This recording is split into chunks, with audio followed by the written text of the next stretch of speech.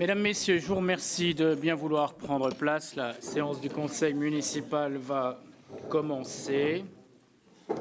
Je vais d'abord vous donner lecture du texte habituel concernant la diffusion du Conseil municipal et son enregistrement. Donc, conformément à la réglementation européenne en vigueur, l'enregistrement vidéo des séances du Conseil constitue un traitement déclaré à la CNIL par inscription au registre des traitements de la commune.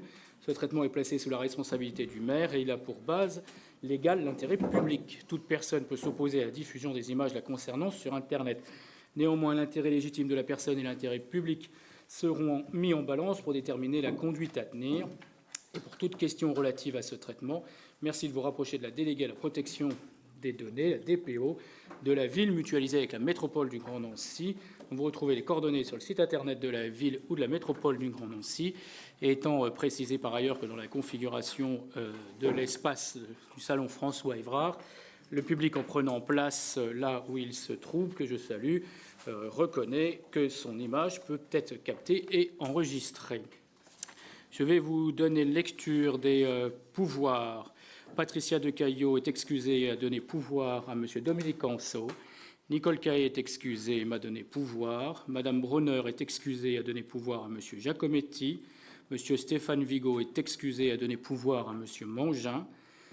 Madame Mangin est excusée et a donné pouvoir à Madame Perrin. Madame Poli est excusée et a donné pouvoir à M. Dab.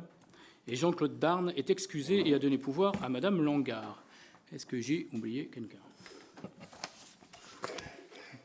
Je ne crois pas. Du coup, nous allons pouvoir commencer cette séance de l'ordre du jour. Il me faut juste vous dire plusieurs choses. D'abord, le procès-verbal nous n'ayant pas été envoyé dans les délais requis, mea culpa, ne sera pas bien évidemment à l'ordre du jour de cette séance du Conseil municipal. En fin de séance, plusieurs points d'information vous seront faits, dont un relatif à la demande et sollicitation de la protection fonctionnelle du maire. Monsieur Anceau se chargera de vous présenter cela. Et puis nous avons d'autres points d'information que nous évoquerons avant la période estivale. Mais nous avons le plaisir d'accueillir en particulièrement ce jour deux personnes à mes côtés que je vais vous présenter dans un instant. Il faut juste formellement désigner le secrétaire de séance. Est-ce que Baptiste Guillaumard accepte d'exercer cette tâche? Je l'en remercie. Alors nous avons à mes côtés, à ma droite, Françoise Fozzo, qui est responsable de la pharmacie et gérante de celle-ci. Et puis monsieur François-Julien Desrobert, infirmier à l'équipe de soins primaires Californie, et qui tous les deux sont présents parmi nous pour présenter le futur projet la maison de santé. Je vous l'ai dit il y a quelques mois et je l'ai réaffirmé à l'occasion des vœux de la municipalité à l'ensemble des Jarvilloises et des Jarvillois et des forces vives du territoire. Et les conseils municipaux qui se succèdent le démontrent d'ailleurs.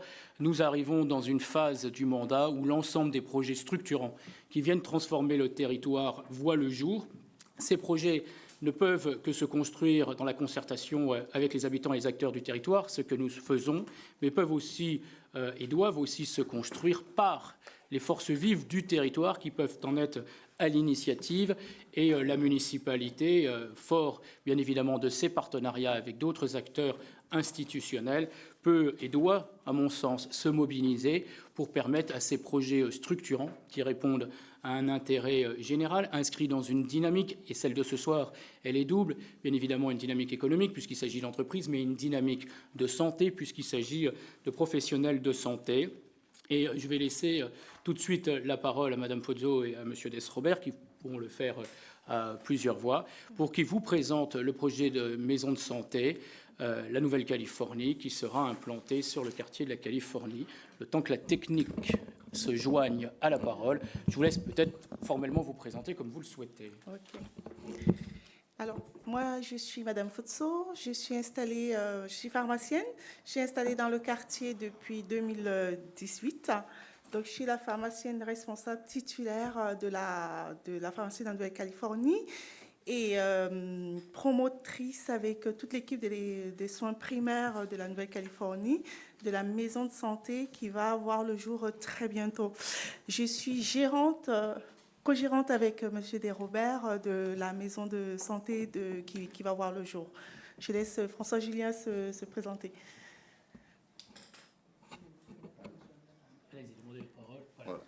Messieurs, dames, bonsoir. Donc, François Julien Desrobert, je suis infirmier depuis 2009 à Jarville-la-Malgrange, dans le quartier de la Californie. Membre de l'ESP avec mes collègues médecins et du cabinet depuis le départ. Et puis, le projet est venu de monter en maison de santé avec la force active de Madame Fotso, les kinés et d'autres professionnels. On va pouvoir vous raconter tout ça. Voilà, et effectivement, on espère bien que les travaux vont débuter tout prochainement. Voilà. Okay. Donc, on va commencer par vous faire comprendre d'où vient ce projet. Alors, on a été fédéré en équipe de soins primaires qui regroupait les médecins, les infirmiers et la pharmacie depuis 2017. Une équipe de soins primaires qui a été créée par le docteur Liévin, qui est médecin traitant dans le quartier de la Nouvelle-Caléfornie. En 2021, en plan Covid, un peu débordé par l'activité, j'ai eu l'idée de m'agrandir. Il y a des kinés qui ont eu la même idée, qui sont allés vers Monsieur le maire, qui nous a donné l'idée de se mettre tous ensemble et de créer quelque chose qui pouvait fédérer ces équipes-là. Nous avons parlé en équipe de soins primaires et on s'est dit pourquoi pas. Et de là, le projet est parti. Nous sommes une équipe qui travaillons dans un système coordonné. Donc, pour faciliter la prise en charge des patients, la patientèle du quartier de la Nouvelle-Caléfornie, c'est une patientèle assez particulière. Donc, on est vraiment dans un système très, très, très coordonné. Nous avons beaucoup œuvré pendant le Covid. Vous savez, les centres de vaccination qui ont été créés, les premiers masques, le fait de travailler ensemble a facilité et a créé un engouement autour de cette équipe qui a beaucoup œuvré pendant le Covid. Alors, donc l'idée qui part en début 2021, on fait des discussions avec M. Matteron qui nous donne des idées où est-ce qu'on pouvait positionner cette maison de santé. On fait un choix. L'idée, c'est de créer une structure pour mieux coordonner nos activités qui se déroulent déjà très bien hors mur. Tout ceci pour faciliter l'accès aux soins à cette population, une population qui est très sédentaire et qui n'est pas vraiment structurée pour avoir accès à 360 degrés aux soins dont ils ont besoin. Nous décidons donc de lancer ce projet, qui est un projet non seulement de santé, mais un projet aussi immobilier. Donc, c'est un projet immobilier à portée privée. Donc, le projet est construit autour des maladies métaboliques, parce que c'est une population qui est très sédentaire. On a beaucoup de personnes isolées, seules, très sédentaires, qui ne bougent pas, qui ne partent pas faire sa prise de sang au laboratoire. On s'est dit, si on construit quelque chose autour de cette population dans le quartier, on va leur apporter des soins à 360 degrés. Ceci suivant un protocole très précis que nous avons construit ensemble avec la FEMAGE, qui est une fédération des maisons de santé, qui nous a accompagnés dans la construction de ce protocole, que nous avons présenté à l'ARS, qui nous a labellisé Maison de santé pluriprofessionnelle le 26 juin 2023. Nous venons de signer une convention avec la CPAM. C'est une convention que les maisons de santé signent avec la caisse d'assurance maladie pour la gestion de ces maisons de santé. Cette convention s'appelle les ACI. Nous l'avons signée en avril 2025. Donc, nous sommes maison de 2024, pardon. Oh là là, je suis fatiguée. Donc, la labellisée 2023-2024, avril, maison de signature des ACI avec la CPM. Donc, nous sommes à tout fait une maison de santé, pour le moment, hors mur. Donc, le projet immobilier regroupe la majorité des professionnels de santé. Cette diapositive me permet de vous faire voir qu'on est une super belle équipe, une équipe qui va vraiment apporter un service à ce quartier. Donc, nous avons 4 médecins traitants, donc 2 propriétaires des cabinets médicaux. On a le docteur Schwitzer qui est pour le moment collaborateur du docteur Liévin, ils vont être associés dans la nouvelle maison de santé. On a le docteur Quenin, très jeune, 30 ans, qui s'installe dans le quartier. Moi, la pharmacienne, on a les 3 kinés, M. Thomas Bonavia, Dorian Kuznik et Laurence Vincent. On aura 3 orthophonistes. Pour le moment, on en a 2. Une 3e va s'installer au moment de l'ouverture. Donc, on a Mme Hélène Lombard, Mme Jubert Cécile, un cabinet infirmier, voilà le cabinet représenté par François Julien. On a un cardiologue qui nous a rejoint il y a 2 semaines. Ça, c'est une super bonne nouvelle parce que dans les maladies métaboliques, le cardiologue, il est fondamental. C'est une plaque tournante. Donc, c'est un jeune de 32 ans qui nous a rejoint il y a 2 semaines, qui s'installe à temps complet. Ça, c'est vraiment de l'or. Il s'installe, il achète ses locaux. On aura le docteur Liévin et le docteur Vukomanovic qui va se déplacer dans ces locaux-là en tant que locataire. Plus le laboratoire Atoubio, qui va ouvrir une antenne parce qu'on a noté, comme je disais tout à l'heure, que c'est une population qui ne bouge pas. Très souvent, ils ont des prises de sang à faire. Ils ne vont pas aller au laboratoire parce qu'il faut sortir du quartier. Donc, on aura une antenne pour des prélèvements quotidiens avec un calendrier qui sera fait par la secrétaire des médecins.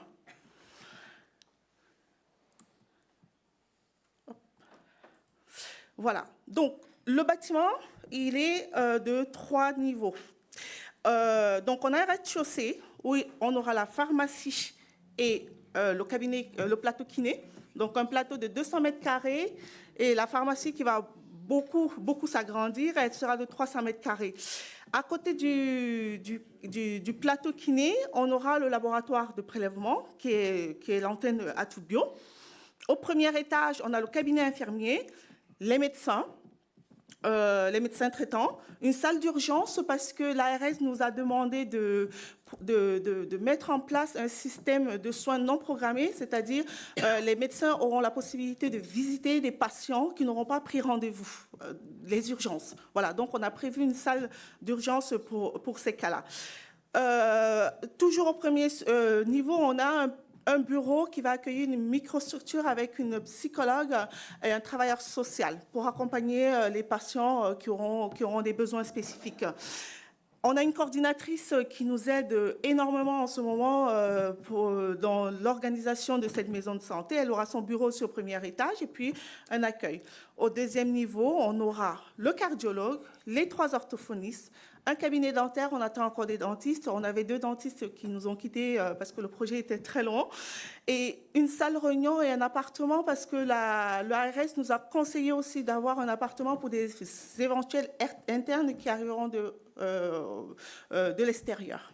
Voilà. Donc, on pourra héberger des jeunes internes de médecine, d'infirmiers ou pharmaciens qui arriveront à Nancy, à la Cali, dans nos cabinets. Ils pourront dormir dans cet appartement-là. Donc, je vais traverser ça parce que ça, c'est toutes les parties communes de notre bâtiment. Donc, j'ai les plans là, voilà. Avec la pharmacie, le plateau kiné. Donc ça vous donne juste une idée comme ça de comment seront faits les différents niveaux de ce bâtiment-là. Donc, on peut avancer. Voilà, ça c'est la même tout à l'heure. On a le premier niveau avec les cabinets des médecins, la microstructure, le secrétariat, le bureau de la coordinatrice, la salle d'urgence, le cabinet infirmier. Et puis le 2e niveau qui est avec le cardiologue, les dentistes, les orthophonistes, l'appartement et la salle de réunion. Voilà, le bâtiment donnera ça. Voilà. Les travaux, on est en train de bousculer pour démarrer au trop tard le 15 septembre. On a eu tous nos accords de banque. On a été super bien accompagnés par la mairie, par la métropole, par la région. Et là, on est en train d'être accompagnés par la communauté européenne. Franchement, la mairie était très, très facilitatrice pour nous. On a eu le permis de construire en temps et en heure. Franchement, merci. Voilà, c'était pas facile. Ça fait 3 ans qu'on travaille sur le projet. Et je vous dis... François Julien et moi, on passe des nuits blanches parce qu'il faut coacher tout le monde, il faut tenir les troupes parce que parfois ça cède de tous les côtés, mais on cherche toujours à rassurer les gens. Le quartier attend ça grandement, tous les jours on nous demande alors les travaux, ça commence quand? Voilà. Ouais. Oui, bonsoir. Je vais juste rajouter des petites choses. Effectivement, ça fait 3 ans qu'on est dessus. Notre projet de santé est réellement tourné vers le quartier, mais pas que. On sait bien qu'une maison de santé, ça va attirer un peu plus de monde. Donc, vous avez pu apercevoir sur les plans qu'il y aurait un parking plutôt conséquent. Ouais. Voilà.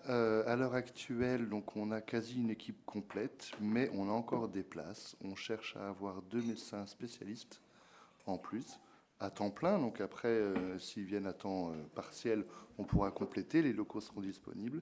Et donc le dentiste que l'on cherche encore, que l'on aura. Mais on a donc du coup même encore 120 mètres qui sont réservés à un dentiste. Mais on ne sait jamais ce qui pourrait arriver dans notre escarcelle, je crois qu'on peut même dire. Voilà, c'est effectivement un beau projet. Je suis d'accord avec toi. Le quartier l'attend avec tellement d'impatience qu'on est harcelé de petits messages. Quand est-ce que ça commence? Parce qu'on avait bon espoir de commencer bien plus tôt. On espère octobre. On aimerait bien un tout petit peu avant, mais on est toujours très optimiste. Mais voilà, ça arrive, quoi. Et ça va être quelque chose de bien pour le quartier. Ouais. J'espère aussi pour la ville, quoi. Ouais. Tout est mis en place. Il manquait des sous, donc on a les accords des banques. C'était. C'est ça. Effectivement, comme on parle. C'était pas gagné parce que c'est quand même un projet. On part tous en copropriété, comme vous avez pu le comprendre, ouais. Et ça mérite des statuts bien spécifiques et bien complexes et très longs à faire. Voilà. Merci à vous, Madame Fozzo et Monsieur Lès-Robert. Vous avez la gentillesse de souligner l'écoute et l'accompagnement qui a été le mien et derrière moi celui de la municipalité. Mais je voudrais ici dire publiquement l'engagement aussi qui est le vôtre en tant que professionnel de santé, engagement qui remonte à loin. D'abord parce que il n'est jamais aisé d'installer des entreprises et des cabinets médicaux, une pharmacie, dans un quartier qui est traversé malheureusement par une mauvaise réputation. Et quand je suis allé à votre rencontre dans une forme d'audace, je vous avais exprimé la stratégie qui était la mienne, qui était celle de dire qu'en arrivant à faire venir des professionnels de santé, je suis sûr que j'arriverai à faire venir derrière des entreprises. Et c'est là-dessus que nous avons travaillé ensemble. Et votre engagement, qui remonte de loin, s'est concrétisé au fil des années, d'abord par votre mobilisation, effectivement, pendant la crise sanitaire et lors des différents confinements. Un certain nombre ici, autour de la table, peuvent en témoigner. Aussi, lorsque nous avons mis en place le centre de vaccination kiosque, qui a été un des tout premiers qui a ouvert sur la métropole du Grand Nancy, et dont je rappelle qu'il a permis de vacciner l'équivalent de la population municipale, pour plus de 9000 personnes, même si tous n'ont pas été gervillois, puisqu'à l'époque, il n'était ouvert que pour les personnes âgées. Et c'est aussi avec vous que, un peu en bousculant les codes avec l'ARS, mais suivi quand même par le président de la métropole du Grand Nancy et d'autres professionnels, nous avons développé l'Aller Vert pendant cette période-là et nous trouvions nécessaire de pouvoir continuer à engager une vraie réflexion sur la prise en charge sanitaire, les soins et la prévention, bien évidemment, santé, qui doit être faite, parce que vous venez aujourd'hui de brosser le projet immobilier. Le projet qui a été labellisé l'année dernière par l'ARS est conséquent et majeur. Il répond à une attente du territoire suite aux différents diagnostics que la ville avait menés grâce à son diagnostic territorial et l'analyse des besoins sociaux qui était menée par le cabinet d'Unamis et que vous avez complété de vos regards de professionnels, de vos expertises, mais j'allais dire aussi d'oreilles attentives et de regards ou d'yeux bienveillants des patients que vous connaissez. C'est vous qui soulignez qu'effectivement un certain nombre de patients, quand bien même une prescription médicale leur est délivrée, si la question de la mobilité se pose comme un frein, ils y renoncent. Ils renoncent aux soins, ils renoncent aux diagnostics, ils renoncent à l'ensemble des examens médicaux ou prises de sang qu'ils devraient réaliser. Et c'est de tout cela que vous avez construit ce projet. Alors pour mener ce projet, il fallait mettre des partenaires autour de la table, au-delà des professionnels de santé. C'est en ce sens que la métropole du Grand Nancy, dans le cadre de son financement aussi des maisons de santé, participe à l'émergence de ces projets. L'un d'eux en a bénéficié et a ouvert récemment, c'est la maison de santé pluridisciplinaire de Saulx-sur-les-Nancy. Cette maison de santé va en bénéficier également, et puisqu'on est en quartier politique de la ville, va bénéficier de moyens supplémentaires, de mémoire 250 000 €.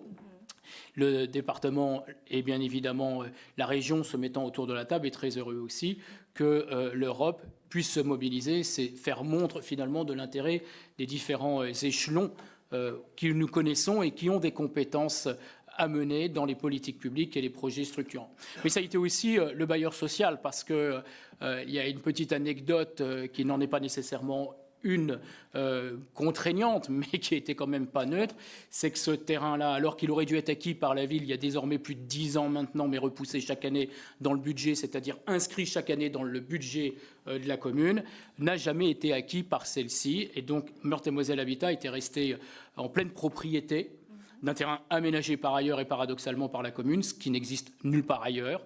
Et donc nous avons engagé les discussions avec Meurthe-et-Moselle Habitat. Mais dans le cadre de l'ANRU, la ville devait racheter ces terrains, j'allais dire quasiment un pesant d'or, ce que nous avons refusé, mais nous avons refusé aussi qu'il vous soit vendu un pesant d'or.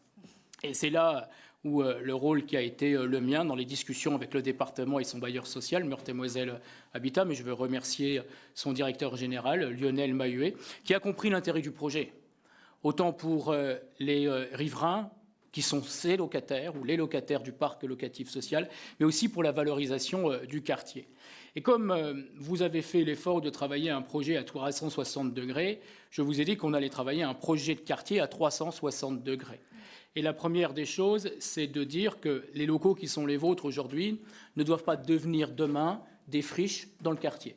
Et donc, le travail et le pari que je prends avec vous, c'est d'accompagner sa transformation, sans forcément que vous en restiez propriétaire, puisque ce n'est pas là l'idée, puisque vous investissez dans un projet immobilier conséquent et qu'il vous faut vous permettre de reconstituer ou de constituer votre capital nécessaire à cela. Et c'est en cela, mais viendra le temps où je l'évoquerai, parce que c'est déjà avec vous que je veux le travailler avant de l'évoquer en conseil municipal, puisque ce sont vos biens, que la ville se mobilise et échange avec différents acteurs économiques et avec l'État sur la transformation du quartier, qui va se poursuivre aussi d'ailleurs par la transformation du mail central, puisque la métropole du Grand Nancy a fléché dans ses études urbaines à mener la transformation, la végétalisation et la désimperméabilisation de toute une bande qui sera une des promenades de Gerville, une nouvelle, qui prendra place au niveau de la passerelle qui se situe juste ici, qui va longer le canal et revenir au niveau de la maison des familles, puis prendre le mail central Jean-Philippe Rameau jusqu'à l'actuelle école, enfin les actuelles écoles, Calmette-Guérin et Alexander Fleming. Mais au-delà de cette transformation, je veux faire observer ici tous les équipements qui apparaissent dans le territoire aujourd'hui dans ce quartier. C'est cette maison de santé qui vous est présentée et je le souhaite effectivement que les travaux puissent s'engager dès la fin de l'été, tous les feux verts ayant été mis, autant d'un point de vue réglementaire, permis de construire, donc urbanisme, que d'un point de vue, bien évidemment, financier aujourd'hui. C'est la maison des familles qui a pris sa place et qui, par 3 phases successives de travaux, complète son dispositif. Et à la fin de l'été et en septembre en particulier, nous aurons l'occasion, après leur livraison, d'inaugurer avec la CAF de Meurthe-et-Moselle, le département de Meurthe-et-Moselle, la métropole du Grand Nancy et tous les acteurs, et vous y serez conviés, l'appartement pédagogique et le lieu accueil parents-enfants, qui seront aussi des lieux d'accompagnement des familles, des lieux où les familles seront soutenues dans leur fonction parentale et où les messages de prévention pourront se construire avec les différents acteurs, parce qu'il n'est pas toujours aisé d'apprendre à garder son autonomie chez soi, il n'est pas toujours aisé d'apprendre à accueillir bébé à la maison. C'est à cela que va servir cet appartement pédagogique, en plus de ce qui existe déjà dans la maison des familles, autour de l'EVS Kaléidoscope, autour de la ludothèque Le Hérisson, du restaurant scolaire, des ateliers numériques menés par le conseiller numérique. Mais c'est aussi très récemment, en même temps que la livraison de l'hôtel de ville, le centre communal d'action sociale qui a repris place en plein cœur de ce quartier-là et qui permet aussi de créer la mixité des fonctions et des usages et d'amener les gens à dépasser un peu les a priori, les barrières psychologiques en traversant le canal. Et c'est d'ailleurs ce qui va se passer avec ce projet. Parce que vous avez raison de le dire. La difficulté qu'on connaît, y compris dans les territoires urbains, de désertification médicale. Un certain nombre de médecins traitants ont quitté le territoire, sont partis à la retraite ou l'ont dû le quitter pour des raisons indépendantes de notre volonté, et pour l'un d'entre eux au moins indépendant de sa volonté, c'est un nombre de médecins par habitant qui est en train aujourd'hui de diminuer. C'est des plaques de rue de professionnels de santé qui se démontent plus vite qu'elles ne se remontent. Et l'objectif de ce type de projet, c'est de permettre d'abord aux professionnels de santé que vous êtes de pouvoir vous organiser, bien évidemment, autour d'un projet, mais aussi d'avoir une cohérence dans les coûts de fonctionnement qui vous traversent et qui traversent toutes les entreprises comme toutes les collectivités territoriales. Et par ce regroupement, vous maîtrisez cela et vous offrez des opportunités nouvelles parce que l'image ancienne que nous avons, et certains d'entre nous avons connu ou avons encore des médecins qui sont situés dans des vieilles maisons où se situe souvent au rez-de-chaussée le cabinet et parfois ou auparavant à l'étage la maison ou l'habitation. Ce ne sont plus les modèles privilégiés par les professionnels de santé. Et ce n'est pas une question à blâmer, c'est un constat à réaliser pour pouvoir accompagner cette mutation dans la manière d'habiter le territoire et de travailler le territoire. En tout cas, moi, je me félicite et je veux le redire ici, qu'on ait pu mener ces échanges ensemble, de l'engagement qui est le vôtre. Et d'ores et déjà, même s'il viendra le temps de l'inauguration de cette belle maison de santé, projetée en fin d'année 2025, peut-être au plus tard début d'année 2026, mais gardons le cap 2025, c'est le cap que je fixe à tout le monde, donc continuons à nous le fixer. Je suis intimement convaincu qu'on aura l'occasion de répéter à l'envi que c'est un beau projet et vive d'ores et déjà cette maison de santé. Je vous invite, mesdames, messieurs, si vous le souhaitez, à faire des interventions et puis à poser les questions professionnelles qui sont là, à la fois sur le projet ou peut-être sur la dynamique du projet de santé qu'on a effleuré, mais dont vous en avez compris la substance.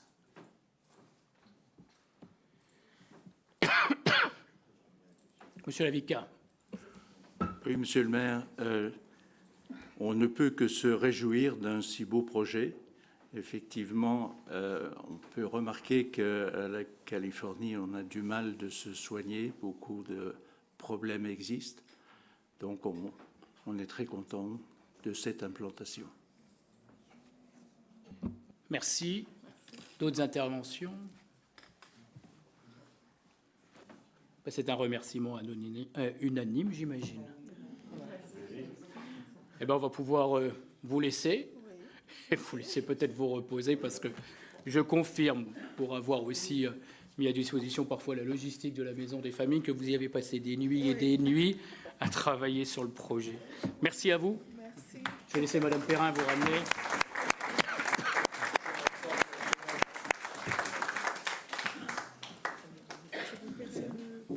Oui,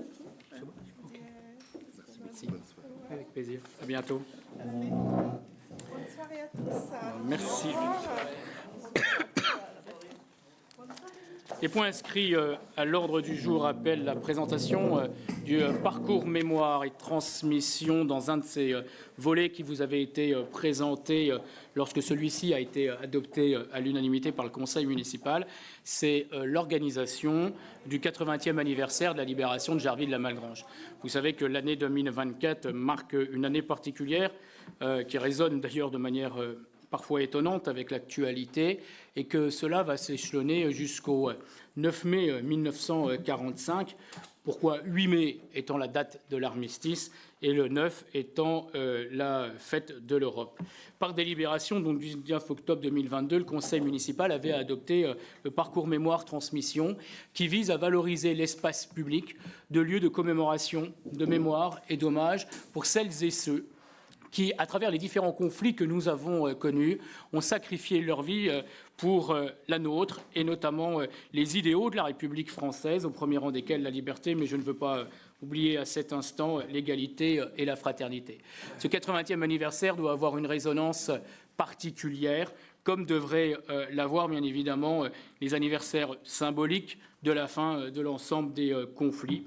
Et donc, à partir du travail qui a été mené avec des associations commémoratives, patriotiques, d'anciens combattants, mais aussi à partir des réflexions qui ont été menées avec le conseil municipal des enfants, avec des jeunes, et notamment les jeunes du collège Albert Camus, et puis les Jarvillois qui, à diverses occasions, nous ont porté témoignage et envie aussi de voir transformer l'espace public pour pouvoir honorer nos morts pour la France. Il vous est proposé, à l'occasion du 80e anniversaire de la Libération et aussi de différents projets qui vont venir restructurer la ville, de pouvoir formellement dénommer de nouveaux espaces publics. Alors certains existent, mais n'ont pas d'appellation.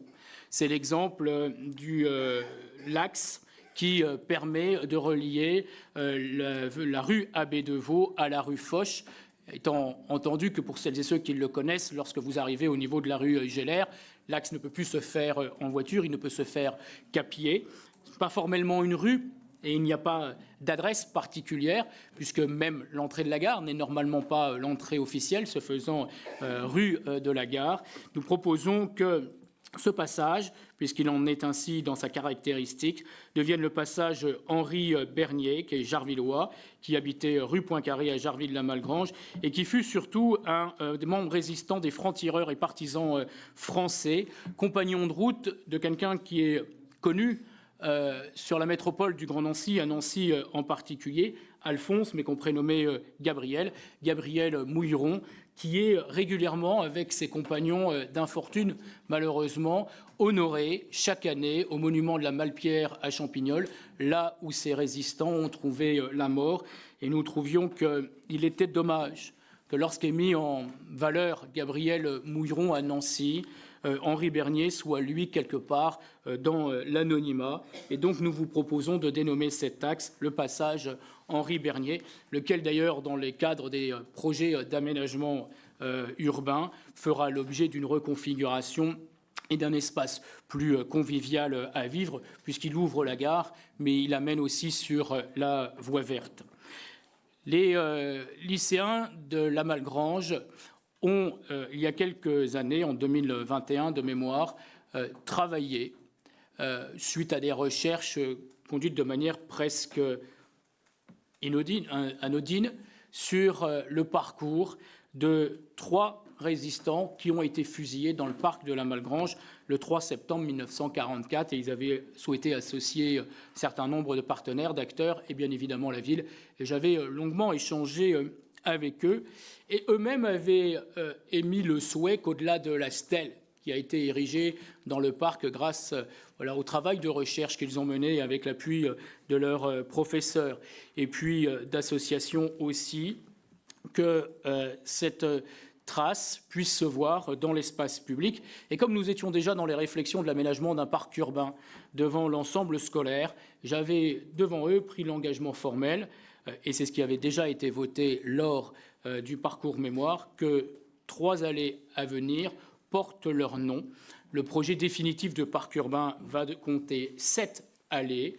Il vous est proposé donc qu'à ces 3 premières allées portent le nom de Pierre Furstos, Gilbert Lamoise, Léon Stuzman, et que les 4 autres portent finalement la symbolique de message que doit être celui à la fois de la résistance, mais du courage à l'oppression, de l'enjeu d'un invincible espoir et aussi d'une insouciance pour la jeunesse qui a besoin de vivre ses rêves dans des pays marqués par la paix et la fraternité. Et donc, il vous est formellement proposé que ces allées, dont nous définirons précisément lesquelles, puissent porter ces noms. D'ailleurs, parmi le projet, à la demande de l'établissement scolaire, une voie de dépose minute sera maintenue, et dans le cadre de la loi 3DS, il est fait obligation, même pour les voies privées, mais celle-ci a une particularité de commencer dans le domaine public, de se poursuivre dans le domaine privé et de se finir dans le domaine public, de lui donner un nom. Nous proposons que ce nom soit celui d'une résistante, une figure féminine qui s'est engagée, parce qu'il s'agit aussi de valoriser et de rendre hommage aux femmes qui se sont engagées dans la guerre, et elles ont été nombreuses, que ce soit sur le front ou à l'arrière. Et nous proposerons que cela fasse l'objet d'une démarche de concertation avec l'ensemble des habitants.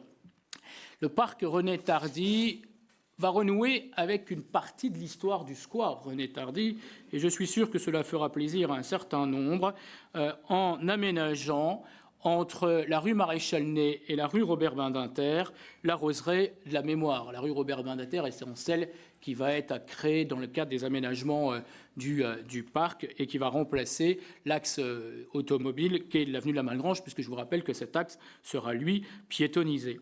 Eh bien, cette roseraie de la mémoire qui sera dédiée aux héros et martyrs de la Résistance permettra aussi, parce qu'une stèle, si vous en êtes d'accord, y sera érigée suite à un appel à projet qui sera lancé, eh bien, de rendre hommage à ces derniers. On rappelle ici la proposition qui fut aussi la nôtre, que le parc urbain de l'Hôtel de Ville, dont les travaux vont s'engager avec un retard de calendrier, puisqu'il doit d'abord y avoir la construction des 22 ou 25 logements dans les craintes territoriales à l'arrière, mais on va déjà voir les transformations s'opérer, porte le nom de la famille Schemann, dont Marthe et ses 2 enfants, Léon et Esther, dont vous retrouvez le portrait dans cette salle du conseil municipal, engagement que nous avions pris aussi. Salmé, leur papa, n'ayant pas été déporté puisqu'il n'était pas présent à leur domicile lorsque la rafle a eu lieu, qui malheureusement n'a pas pu réussir à refaire sa vie, et de rendre hommage à cette famille avec le nom qui prendra place pour le parc urbain, qui aura une emprise plus conséquente que celle qui était initialement pensée, puisqu'il commencera à l'arrière du collège Albert Camus et se poursuivra jusqu'au quartier du quai de l'Écluse, dont le projet vous a été présenté en mars dernier et qui fera formellement l'objet d'une délibération, monsieur le Premier adjoint, tout à l'heure. Enfin, nous avons été sollicités par la famille de Gabriel Payeur, propriétaire à Jarville-la-Malgrange. Gabriel Payeur est un jeune Jarvillois qui avait rejoint la Résistance et qui fut tué le 1er mars 1943. Non, fut arrêté, pardon, par les Allemands le 17 août 1944 et qui, son nom comme sa figure, ont été mis à l'honneur dans le village à Aiguille, là où il est mort. La famille de Gabriel Payeur, d'origine jarvilloise, possède toujours la maison rue Georges Clémenceau et a souhaité, à l'instar de la plaque commémorative que nous avons mise sur la façade du 12 rue de la République en hommage à la famille Schemann, qu'une telle plaque puisse être disposée, ce qui sera chose faite et qui est l'occasion pour moi, ici, de faire un appel solennel à l'ensemble des Jarvilloises et des Jarvillois, ou de celles et ceux qui ont connu des Jarvilloises et des Jarvillois morts à l'occasion de ce conflit ou d'un autre, de pouvoir s'adresser à nous pour que nous puissions, par le même exercice, mettre ces plaques commémoratives. Donc, mesdames, messieurs, vous êtes invités à approuver l'ensemble de ces dominations, à prendre acte de la pose de la plaque en hommage à Gabriel Payeur, à approuver le lancement de l'appel à projet. Bien évidemment, nous reviendrons formellement dessus avec les moyens qui seront dégagés en conseil municipal et à autoriser monsieur le maire, donc votre serviteur, à entreprendre toutes les démarches nécessaires à cette affaire. J'ouvre le débat. Monsieur Lavica a demandé la parole. Oui, monsieur le maire, chers collègues, mesdames, messieurs, nous regrettons que ce projet, comme tous les autres projets mis en délibération à ce conseil municipal, n'ait pas été soumis en commission. Dorénavant, nous ne voterons plus de projets qui auparavant n'aient été présentés en commission. Il serait bon qu'à la rentrée de septembre, nous retrouvions un fonctionnement réellement démocratique et républicain. D'autres demandes d'intervention ? Je ne vais pas vous répéter de séance en séance, suite à vos différents propos, que l'essentiel des débats, monsieur Lavica, c'est ici qu'ils doivent avoir lieu. Et il n'y a pas de commission 80e anniversaire de la libération de Jarville-la-Malgrange en tant que telle, comme je ne ferai pas forcément de commission idoine à chaque fois que vous la sollicitez, parce que faut-il déjà venir aux commissions qui existent. Je mets aux voix. Y a-t-il des abstentions, des oppositions? Adoptées à l'unanimité. Les délibérations suivantes appellent à la fois à l'élaboration du plan communal de sauvegarde, je vais revenir dessus dans un instant, et à la création de la réserve communale de sécurité civile. Je présente les deux parce qu'elles sont liées, mais nous voterons séparément l'une et l'autre, et vous pourrez vous exprimer dans un débat unique. Le plan communal de sauvegarde, vous en connaissez l'impérieuse nécessité qui est faite aux différentes communes. C'est un document communal qui donne information sur les risques majeurs que pourrait connaître le territoire, avec un diagnostic des risques et des vulnérabilités locales, mais aussi, parce qu'il ne suffit pas de constater les risques, faut-il mettre en œuvre les moyens de la commune ou ceux pouvant être fournis par d'autres, dans le cas notamment d'un plan intercommunal de sauvegarde, et la métropole du Grand Nancy se lance dans l'élaboration du sien. Il s'agit tout simplement de coordonner les différentes opérations de secours et les moyens logistiques sur un territoire très vaste. Et puis définir les modalités de l'organisation du poste de commandement avec le rôle qui est choix à chacun des élus. Et je veux dire ici que si le maire a une responsabilité première dans l'organisation de ce poste de commandement, le premier adjoint, par sa fonction de premier adjoint, a une responsabilité forte, mais que tous les conseillers municipaux, de par la loi, sont sous l'autorité du maire dans l'organisation des opérations qui se mettent en œuvre. Mais faut-il encore avoir connaissance de ce document et de l'organisation spécifique des procédures. C'est pourquoi elles doivent être rédigées. Alors la commune bénéficiait ou a élaboré en 2013 un plan communal de sauvegarde, lequel normalement aurait dû être actualisé chaque année et totalement révisé tous les 5 ans, ce qui n'a pas été fait depuis 2018 et qui n'a fait d'ailleurs l'objet d'aucune actualisation ou alors à la marge sur la partie répertoire téléphonique. C'est donc l'occasion de se lancer dans un projet très vaste, mais aussi d'y associer les habitants, et c'est le sens même de la proposition de créer la réserve communale de sécurité civile. C'est un dispositif qui existe depuis longtemps, qui n'a rien d'obligatoire, mais dont on le voit, qui est mobilisé par différentes communes et qui permet d'impliquer les citoyens de manière bénévole parce qu'ils ont une expertise, parce qu'ils ont des savoirs techniques, des savoir-faire lorsque survient des crises, non pas pour remplacer les secours, puisqu'il ne s'agit pas de se substituer à ces derniers, mais bien pour apporter le soutien logistique. Nous avions, à l'occasion de la crise sanitaire et du confinement que nous avons vécu au début du mandat, mis en place le dispositif Allo Mairie et constitué une réserve de bénévoles. Et nous avions à cette occasion, je le dis ici pour mémoire, su mobiliser ces bénévoles lorsque la copropriété qui se situe avenue La Malgrange, au 8 avenue de La Malgrange, avait été, suite à un incident sur le réseau électrique et le réseau de gaz, privé d'électricité et de gaz pendant plusieurs heures. Nous avions déjà mobilisé une partie des bénévoles pour pouvoir organiser l'éventuel rapatriement des habitants dans le gymnase, alors en l'occurrence le gymnase Albert Camus, avec de quoi se chauffer ou se substanter. Cela n'est pas arrivé au bout du process, pour la bonne et simple raison qu'après plusieurs heures, le gaz et l'électricité ont été rétablis pour l'ensemble des foyers.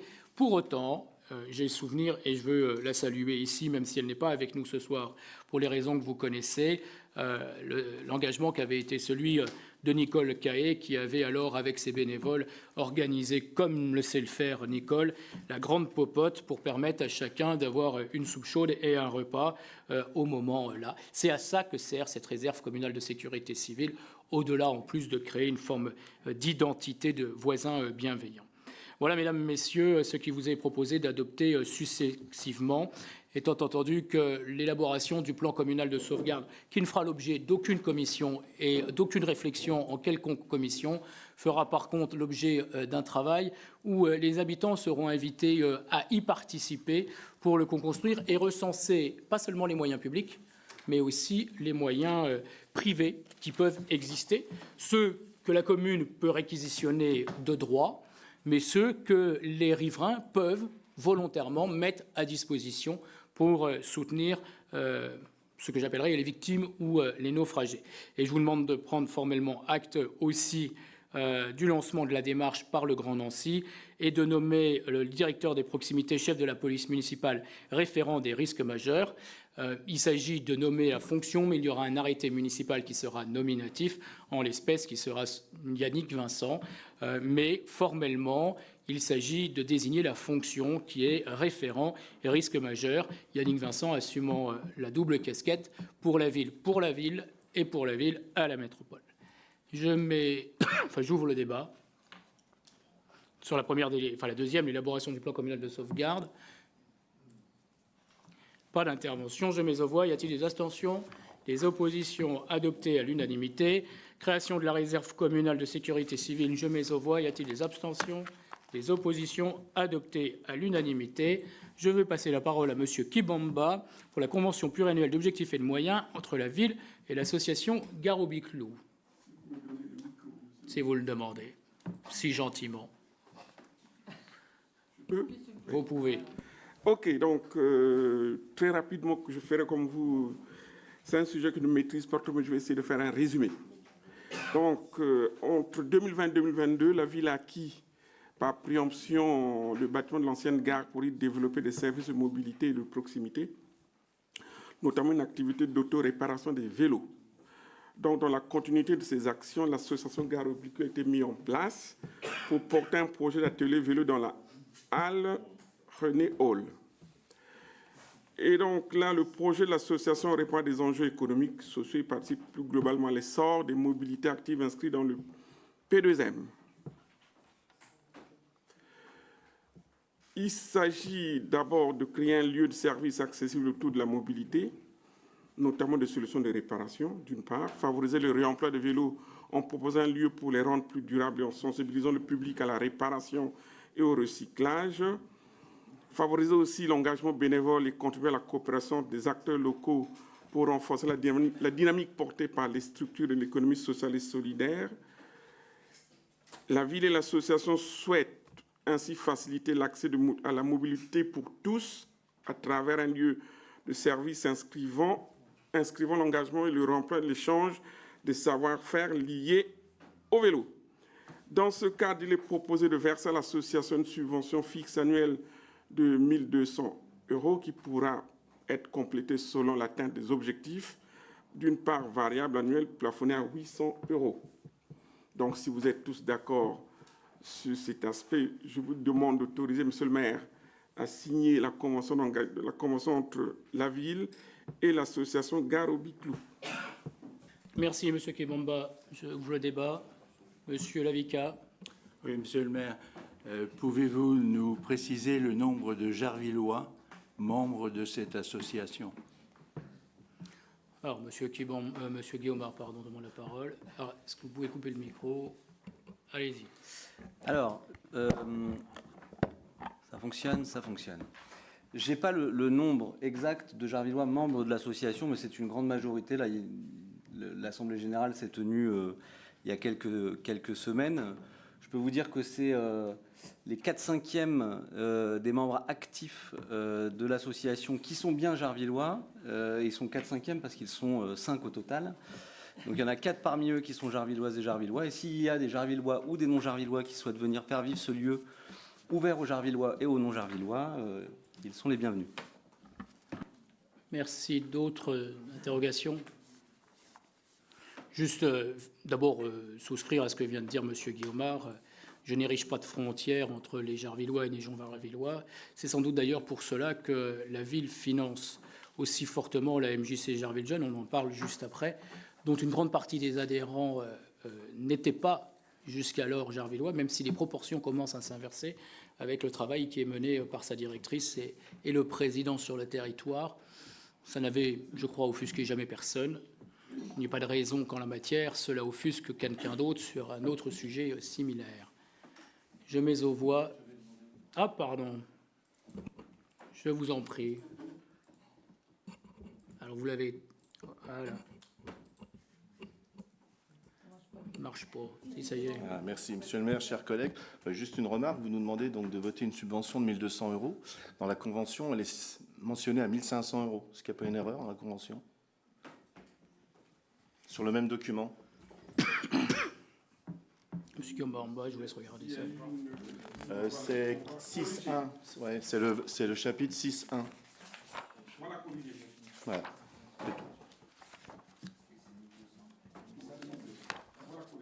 C'est bien 1200, Monsieur Guillaumard, vous confirmez? Combien? 1200. Et donc l'erreur, elle est glissée où? Dans la convention. Page 6. Mais sur la délibération, le montant est le bon. Ok, merci de corriger ça. De toute façon, la délibération en porte conséquence sur la convention. Oui, vous voulez dire? Il y a 1 200 € de part fixe, on va dire, et 800 € de part variable selon oui. atteinte des objectifs. Oui, c'est ce qui est marqué. C'est ça. Et c'est donc ce que je disais à l'instant, la délibération qui emporte conséquence sur la Convention. Donc la Convention sera à corriger en conséquence. Je mets aux voix, y a-t-il des abstentions? Les oppositions? Adopté à l'unanimité, je vous en remercie. En l'absence de Patricia de Caillot, je passe la parole à Daniel Giacometti concernant l'avenant à la Convention pluriannuelle d'objectifs et de moyens entre la ville et la MJC Jarville-Jeune. Merci. Monsieur le maire, mesdames, messieurs, mes chers collègues, donc, je vous rappelle que par délibération en date de juin 2023, le conseil municipal a autorisé le maire à signer une convention pluriannuelle d'objectifs et de moyens 2023-2025 avec la MJC Jarville-Jeune. Néanmoins, une modification est nécessaire car la création de Jarville Jeune Football, désormais dissociée de la MJC de Jarville à compter du 1er juillet 2024, nous impose une modification de cette convention, puisqu'une subvention annuelle sera versée à la MJC, à Jarville Jeune Football de 40 000 €. Et donc, en conséquence, les montants de la convention ont été redéfinis. Ils s'élèvent à une somme de 170 000 € auquel il faut ajouter 73 000 € pour la part fixe, et la part variable pour l'année 2024 sera de 162 000 €. Voilà, mes chers collègues.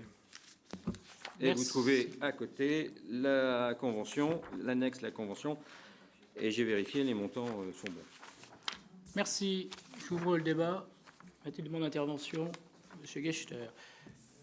Ne partez pas au vote parce que membre du conseil d'administration. Ça sera précisé au procès verbal. Je mets aux voix. Y a-t-il des abstentions? Les oppositions? Adoptées à l'unanimité. Je vous en remercie. Monsieur Kibamba, on vous repasse la parole pour la politique de la ville, habitat, logement et notamment la mise en œuvre du SIAD.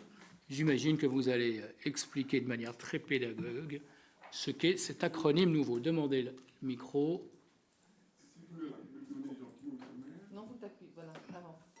Voilà. C'est fait. Donc, je vais peut-être présenter les deux délibérations, la 6 et la 7, de façon unique et on pourra débattre après derrière.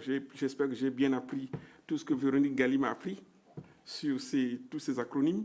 Disons que les politiques publiques en faveur du logement social se sont enrichies ces dernières années par plusieurs lois. La loi Lamy, la loi Allure, l'égalité et citoyenneté, Élan, et plus récemment la 3DS. Toutes ces lois ont conféré aux intercommunalités le rôle de chef de file de politique d'attribution de logements sociaux. Par contre, une loi est particulière, c'est la loi Allure, qui a permis là l'élaboration pour que les EPCI qui ont un plan d'habitat validé au sein de l'EPCI, de pouvoir mettre en place justement un partenariat de gestion de la demande d'information du demandeur. C'est dans ce contexte que le Conseil métropolitain a validé le 8 février et approuvé ce fameux plan partenarial de gestion de la demande et d'information du demandeur, le PPGID, très compliqué à lire. Et dans l'un des axes majeurs est la création d'un service d'information et d'accueil des demandeurs de logement, le SIAD. À quoi ça sert, ce SIAD? Ça permet d'associer les bailleurs sociaux, d'une part, qui sont les guichets enregistreurs de demandes, les communes et leurs CCS, les associations d'information des locataires qui doivent faire l'objet d'une convention ad hoc annexée à la présence de délibération. Le SIAD permet une meilleure orientation du demandeur pour améliorer leur accompagnement en produisant une information harmonisée leur permettant de connaître d'un côté la liste des organismes et services qui participent au SIAD, de l'autre leur localisation, de l'autre l'offre du territoire et la demande exprimée, les délais d'attente et bien sûr les procédures de traitement. Tout est lié. Et au niveau de la métropole, lors des différentes commissions, on a défini 3 niveaux d'accueil d'information.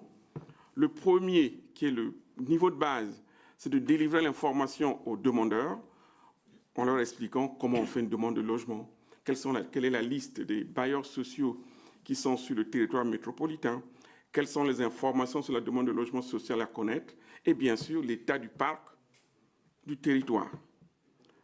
Le deuxième niveau consiste, en plus du premier, à accompagner les demandeurs dans leur démarche, et le troisième, qui est le niveau le plus conséquent, c'est pour délivrer, en plus de la délivration des informations du 1 et du 2, permet d'accompagner le demandeur à enregistrer et instruire la demande.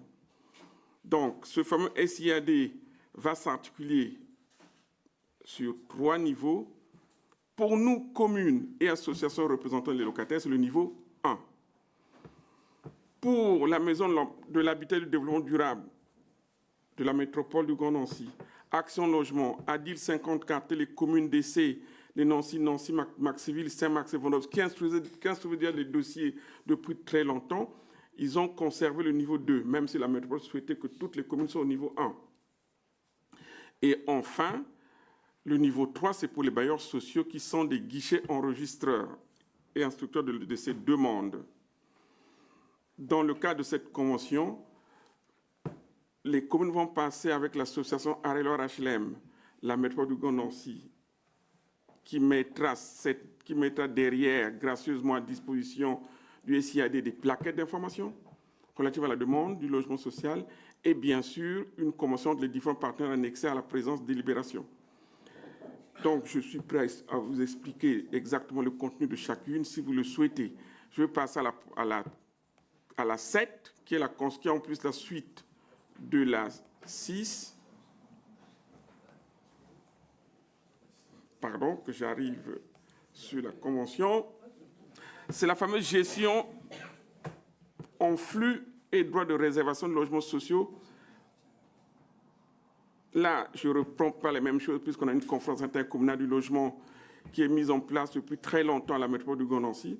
C'est une instance de gouvernance partenariale coprésidée par le président et le préfet qui est chargée de définir les orientations en matière d'attribution de logements. En contrepartie d'un apport de terrain, d'un financement, d'une garantie financière, les communes et la métropole sont bénéficiaires de droits de réservation de logements sociaux. La métropole déléguant ses droits aux communes. Jusqu'alors, c'était neutre, on ne le voyait pas, puis c'est les bailleurs sociaux qui s'en occupaient. Et par contre, la nouvelle loi Élan, modifiée en 2018, et celle du 3D S, modifiée en 2022, nous oblige désormais à passer à la gestion en flux au niveau des communes. Donc, dans ces conditions-là, nous devons connaître d'abord chaque année le nombre de logements que les bailleurs sociaux nous mettent à disposition pour la gestion en flux. Et les conditions sont les suivantes.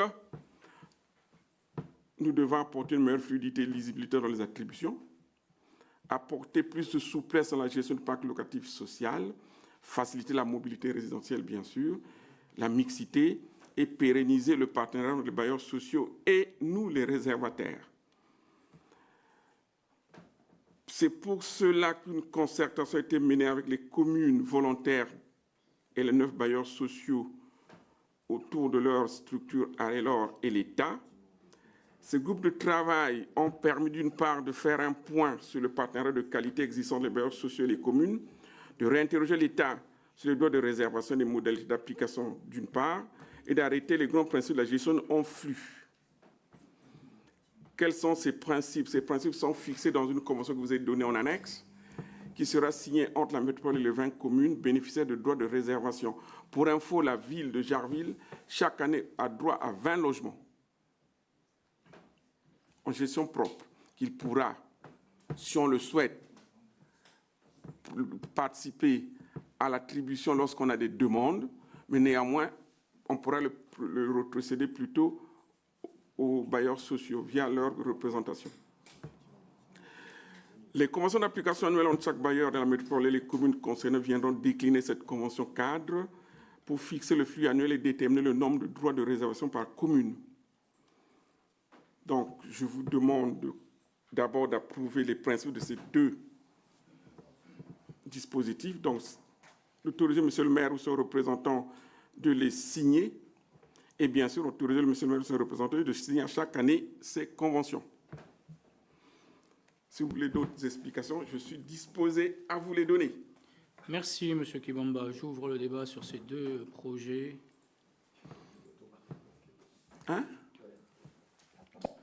Je ne vois pas de demande d'intervention, alors je vais mettre successivement aux voix Le rapport numéro 6 relatif à la mise en œuvre des services d'information et d'accueil du demandeur de logement social, le ZIAD, et les conventions afférentes. Y a-t-il des oppositions, des abstentions?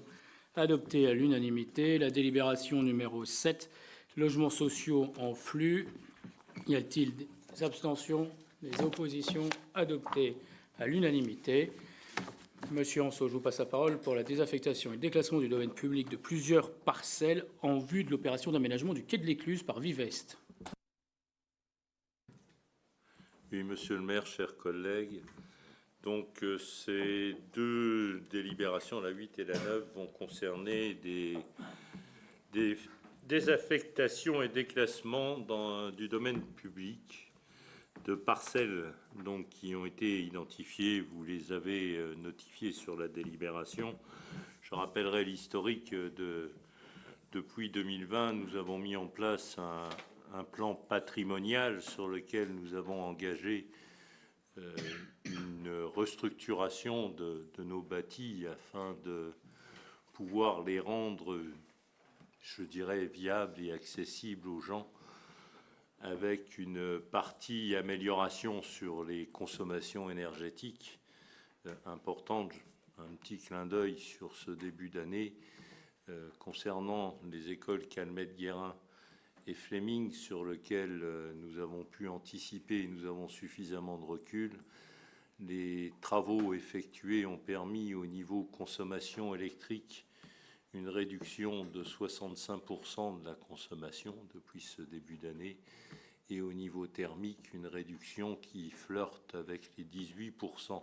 Tout ça ramené en équivalent par rapport aux années précédentes vis-à-vis des conditions de température extérieure. De même, des actions ont été menées sur, bien sûr, sur l'environnement, mais on a, et vous avez eu entre les mains ou sous vos yeux, un projet, et ce projet, même si certains esprits chagrins ne voyaient qu'il ne verrait pas le jour, va voir le jour et se concrétise directement.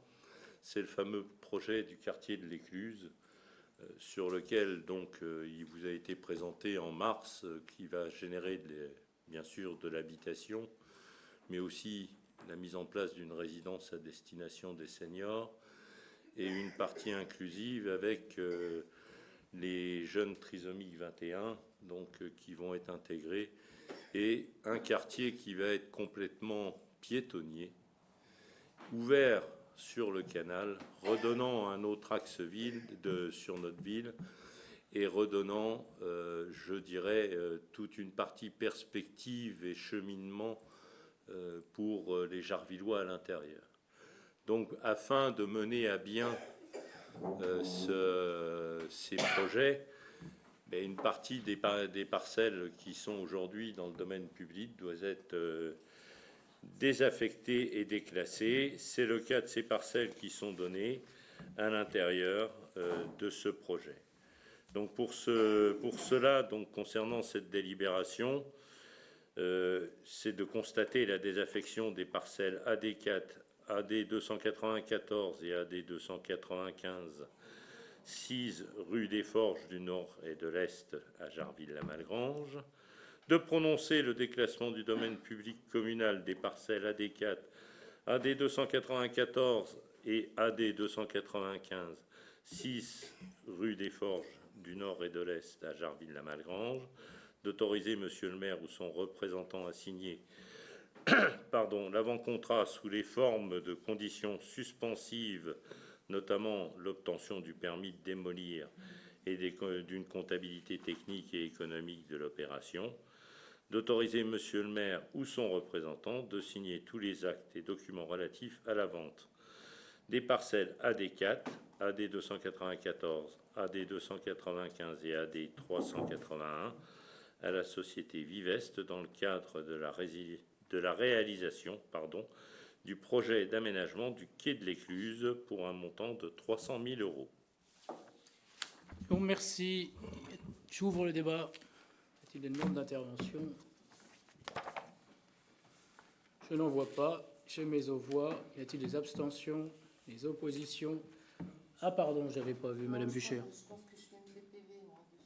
Ah oui, ne participe pas au vote Madame Vuchère, qui est membre du conseil d'administration Vivest, pour la métropole du Grand Nancy, je précise. Donc je mets au voix, y a-t-il des abstentions, des oppositions? Adopté à l'unanimité. Je vous en remercie. La délibération suivante du même acabit concerne les parcelles de tellement foncier du bâtiment dénommé Espace communal Foch.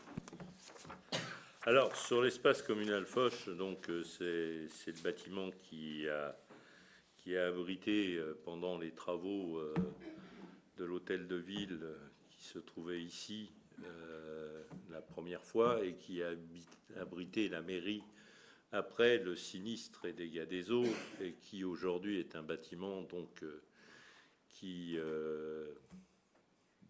laissé vide et sur lequel nous avons eu des sollicitations d'entreprises, parce que là, c'est pour une implantation d'entreprises sur le territoire de Jarville, de personnes qui seraient intéressées par l'achat de ce bâti.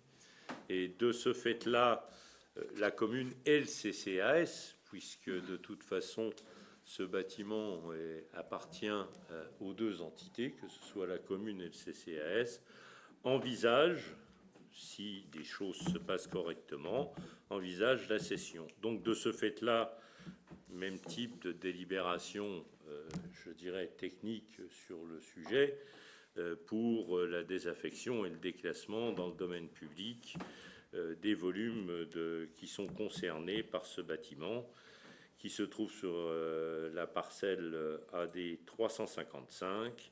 Donc, c'est le déclassement du domaine public communal et d'autoriser Monsieur le maire ou son représentant à signer tous les actes et documents relatifs à cette délibération. Merci. J'ouvre le débat. Monsieur l'avocat. Une simple remarque. Le passage en commission aurait permis de corriger les coquilles, notamment le N qui manque à prononcer. Je vous remercie, monsieur l'avocat. Votre intervention était essentielle. Je ne vois pas d'autres demandes d'intervention. J'ai oublié de préciser précédemment que la même délibération ou une délibération équivalente sera actée par le Conseil métropolitain le 11 juillet prochain sur les parcelles du quai de l'Écluse qui appartiennent à la métropole du Grand Nancy. Vous l'avez en tête puisqu'on l'a présenté ici, le projet d'ampleur qu'il mène, mais qui a amené aussi à mobiliser des partenaires, notamment l'État, avec l'obtention du fonds vert à hauteur d'1,4 million et qui va transformer le territoire, comme vient de le dire Monsieur Anceau. Et dans la délibération là, dont on va passer au vote, sur l'ECF, les discussions que nous engageons sont celles d'implantation d'entreprises sur le territoire. Au début de ce conseil, vous avez le projet de maison de santé qui vous a été présenté et qui montre cette dynamique. Il y a la Cité du Fer qui compte désormais plus de 23 entreprises individuelles et plus de salariés, puisque la BNID en elle-même a aussi des entreprises, enfin des salariés en insertion. L'arrivée qui a été facilitée sur le territoire, la coopérative funéraire, la batelière, des réflexions que nous avons eues avec là aussi Crédit Mutuel, et puis maintenant avec un groupe important, avec une surface financière intéressante, puisqu'il est entré en bourse, le groupe Morlot, qui se spécialise, non pas pour déplaire un certain nombre autour de la table, dont M. Kibamba, dans la filière bois de sa construction jusqu'à l'énergie, qui souhaite installer son siège social sur l'ECF, et c'est donc fait l'objet des discussions qui sont encore en cours. Formellement viendra le temps d'une délibération qui viendra acter la vente. Là, il ne s'agit à cette phase que de la désaffectation et du déclassement du domaine public, ce qui explique d'ailleurs la double signature sur une convention d'occupation précaire que, en tant que maire et en tant que président du CCS, j'ai eu à signer avec le groupe Morlot, qui, dans le temps des discussions pour la vente du bâti, ont d'ores et déjà fait le choix, et c'était une volonté partagée, de pouvoir s'installer sur Jarville. Donc depuis le 1er juillet dernier, ils sont officiellement locataires en convention d'occupation précaire des locaux. C'est peut-être pour ça que vous avez vu qu'un certain nombre d'entreprises, notamment d'entreprises de nettoyage et de peinture, de rafraîchissement des locaux sont présents, mais le groupe devrait très rapidement pouvoir installer son siège et ses salariés être présents. Je m'en réjouis puisque c'est près de 60 salariés et c'est une entreprise avec 450 collaborateurs. Donc Jarville s'enrichit aussi dans son tissu économique. D'autres projets sont en cours, nous aurons l'occasion de l'évoquer. Mais je m'en réjouis d'autant plus que cela vient rationaliser le plan patrimoine tel que nous l'avons travaillé depuis le début de ce mandat. Je mets donc aux voix. Y a-t-il des abstentions, des oppositions? Adoptées à l'unanimité. Je vous en remercie. Oui, mais il faut demander la parole quand j'ouvre le débat. C'est le côté autoritaire, sans doute. Que vouliez-vous nous dire, Monsieur Gacheneau, sachant que ça ne sera pas dans le débat? Merci d'avoir le micro quand même. Vous venez de dire qu'ils vont s'installer bientôt. Il y a festivité. Vous parlez de 60 personnes. Elles vont se garer où, les 60 personnes qui vont venir pendant cet été? Comme tous les gens qui travaillent à Jarville-la-Malgrange. Pendant festivité. Ils ne seront pas sur le parking. Le parking est bloqué. Mais sur l'espace public. Comme tous les gens qui travaillent à Jarville-la-Malgrange. Et puis je vous rassure, pendant l'été, leurs salariés, j'imagine qu'ils ont aussi des congés. Puis je vous rassure, la société a complètement conscience de cela. Bon, non, ça ne fait pas partie du débat, mais au moins on a répondu à la question. Délibération suivante, elle est au rapport de M. Giacometti, elle est relative à la signature convention d'adhésion à un groupement de commandes pour l'installation de dispositifs de vidéocaptation sur la voie publique, dit autrement les caméras de vidéosurveillance. Monsieur Giacometti. Oui, monsieur le maire, mes chers collègues, mesdames, messieurs, la métropole du Grand Nancy propose de renouveler la convention de regroupement de commandes et de fourniture et d'installation de maintenance des dispositifs de vidéocaptation sur la voie publique. Naturellement, la ville de Jarville a déjà manifesté son intention de rejoindre ce regroupement. Là, c'est le moment de formaliser avec l'habituelle délibération qui nécessite d'approuver la convention, d'approuver l'adhésion et d'approuver la désignation du coordonnateur. La participation à ce groupement est d'autant plus importante que nous sommes aussi liés au groupement de commandes, à l'adhésion au CESU. C'est le groupement qui permet de la supervision urbaine. Et donc, il y a une nécessité de matériel complémentaire, d'où l'importance de l'adhésion à ce groupement. J'ai dit, mes chers collègues. Merci. J'ouvre le débat. Il demande l'intervention. Monsieur Kibamba. Je trouve que c'est une délibération utile parce que j'ai l'impression qu'à Jarville, on embête à la fois la police municipale et les élus parce que les gens balancent tout et n'importe quoi dans les rues parce qu'on les ramasse. Et plus qu'on ramasse, plus qu'ils déposent. Je pense que la vidéosurveillance pourrait peut-être être une des solutions pour limiter un peu ces effets-là. Merci. Je demande l'intervention. Je pense, Monsieur Kibamba, que toutes les délibérations sont utiles. Alors celle-ci a forcément un intérêt au regard de l'enjeu de la stratégie territoriale de sécurité. C'est sans doute ce que vous vouliez rappeler dans votre propos. En tout cas, je vous les prête. Qui concerne à la fois, bien évidemment, la sécurisation de l'espace public et des bâtiments publics, puisque je vous rappelle que dans les projets qui vous ont été présentés, il y a la sécurisation des espaces publics. Donc ici, l'hôtel de ville fait partie à la fois de vidéosurveillance sur son parvis, sur son extérieur et dans ses accès principaux. Ça va être le cas aussi dans toutes les écoles, puisqu'on va pouvoir faire l'acquisition de ces caméras à des tarifs compétitifs. Mais c'est aussi la vidéo-verbalisation que nous mettons en place. Donc le dossier est actuellement à l'instruction à la préfecture de Meurthe-et-Moselle. Mais pour pouvoir mettre en place la vidéo-verbalisation, ce qui a été voté par ce Conseil, faut-il avoir les outils nécessaires. Je le dis ici parce que je suis régulièrement interrogé à la fois sur ce que vous évoquez effectivement sur les dépôts sauvages et sur les franchissements de la ligne blanche, notamment au niveau des arrêts de bus, la rue de la République.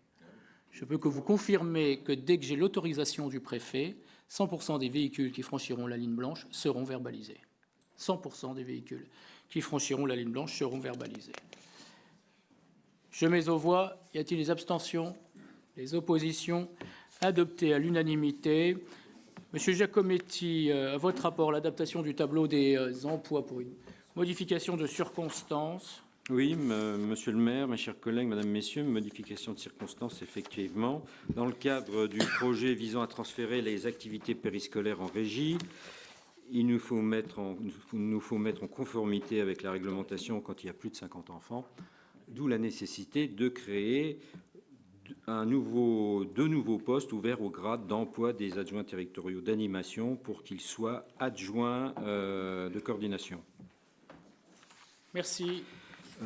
En précision, on régularisera, parce qu'on fait ça, parce que bien sûr le périscolaire va bientôt commencer, mais en septembre, on régularisera la situation des 2 emplois créés par 2 emplois en moins, quand on aura exactement le nombre d'animateurs qui seront repris. C'est exact. Je vous rappelle que le dernier conseil municipal, 2 tableaux des emplois et des effectifs avaient été adoptés, dont l'un effectif au 1er septembre, mais qui était relatif à un sujet notamment lié au gymnase et au gardiennage des gymnases, et notamment du gymnase Albert Camus, repris par la métropole du Grand Nancy, et dont un des gardiens est aussi formellement repris par cette procédure. Monsieur Lavica a demandé la parole. Oui, monsieur le maire, chers collègues, mesdames, messieurs.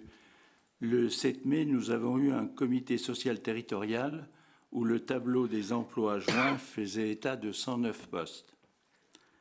Au conseil municipal du 28 mai, les tableaux joints faisaient état l'un de 109 postes, l'autre de 110 postes.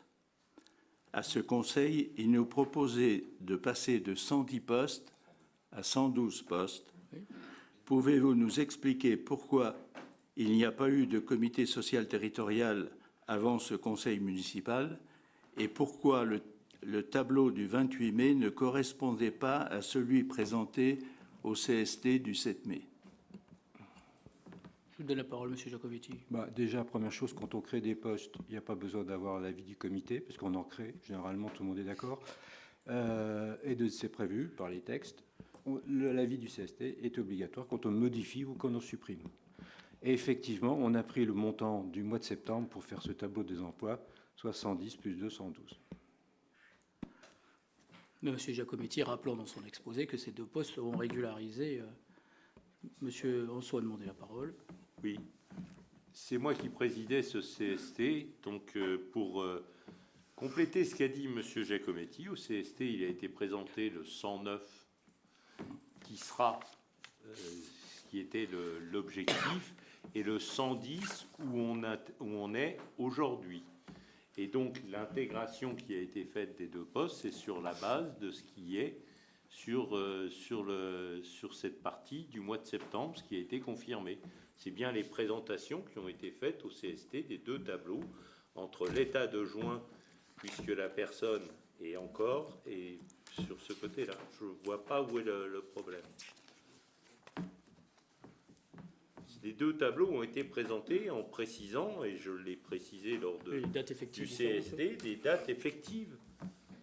En rappelant qu'une des dates effectives est différente parce qu'elle est liée à la dissolution du SIS et au transfert de gardiens de la ville à la métropole concernant le gymnase. Voilà. Cette délibération va être votée d'ailleurs formellement au Conseil métropolitain le 11 juillet prochain.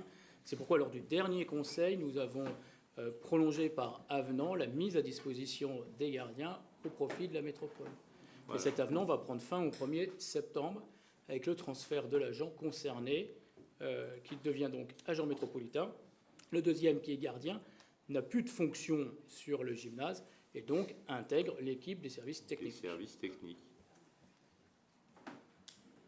Vous semblez perplexe, monsieur Lavica. Pourtant, il y a une commission qui a présenté tout cela. Pas la si, il y a eu la CST. Il y a eu la CST. Je mets aux voix. Pardon. Ah non, pardon, il y avait quelqu'un d'autre? Ah, pardon, Gilles. C'est juste pour préciser, parce que j'ai sous les yeux, donc les 110, ils sont dans la délibération du 9/4/2024. C'est le premier tableau. Et le deuxième tableau, c'est le mois de mai, 28 mai. Et là, il y a 109. C'est pour ça qu'il y a une différence entre celui oui, parce qu'il y en a un qui est effectif au 1er septembre qui supprime un emploi. Mais il n'a pas été supprimé. Si j'ai bien compris, il n'a pas été supprimé. Il ne peut pas être supprimé tant que le salarié est chez nous. Non. Au 1er septembre. Non, c'est clair, c'est bon. Merci. Non, c'est une inversion des dates. Merci, messieurs. Y a-t-il des abstentions? Les oppositions adoptées à l'unanimité, je vous en remercie. Délibération suivante est au rapport de M. Giacometti relatif aux frais de mandat. Je vous laisse demander le micro, M. Giacometti. Merci. Donc, la délibération numéro 12 a pour objet de remboursement de frais dans le cadre de l'exécution du mandat, donc pour un total de 89,33 € pour M. Matheron dans le cadre des rencontres économiques des métiers d'art à Reims, frais de carburant et frais de péage. Carburant 83,53, frais de péage 5,80. Voilà, mes chers collègues. Merci. Y a-t-il des demandes d'intervention?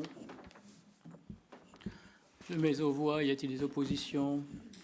Des abstentions? Adopté à l'unanimité. Je vous en remercie. Les points inscrits à l'ordre du jour sont épuisés. Je vous l'ai dit tout à l'heure, le PV de la séance dernière vous sera soumis au vote lors du prochain conseil municipal. Sur les décisions du maire, 3 questions ont été adressées par le groupe Tous pour Jarville, en la personne de M. Lavical. La première portait sur les précisions concernant la convention portant sur une mission générale et permanente de conseil d'assistance juridique. La ville a tout simplement décidé d'adhérer à des prestations auprès de CL Avocats, un cabinet d'avocats qui se situe sur Nancy, car dans la veille juridique et dans l'accompagnement juridique de ces décisions, la ville adhérait avant 2020 à l'association départementale des maires de Meurthe-et-Moselle et à un autre prestataire appelé ASVP. J'avais très rapidement résilié l'adhésion à l'association des maires de Meurthe-et-Moselle et aujourd'hui, notre niveau de satisfaction du prestataire ASVP n'étant pas au rendez-vous, nous avons fait le choix du coup d'ouvrir une procédure de consultation auprès de cabinets spécialisés et c'est donc le cabinet CL Avocat à Nancy qui a répondu à cela et donc qui vient remplacer le prestataire. Alors bien qu'on soit en contrat jusqu'à la fin de l'année, je crois. Oui. Eh ben non, on était en contrat jusqu'au 30 juin avec SVP, donc ça s'articule. Vous m'interrogez sur la convention de prestation de services avec la société Contenu Serein pour une mission d'accompagnement conseil production de magazines municipaux. La collectivité a tout simplement décidé d'externaliser la mission de rédaction des contenus du jazz et de la stratégie.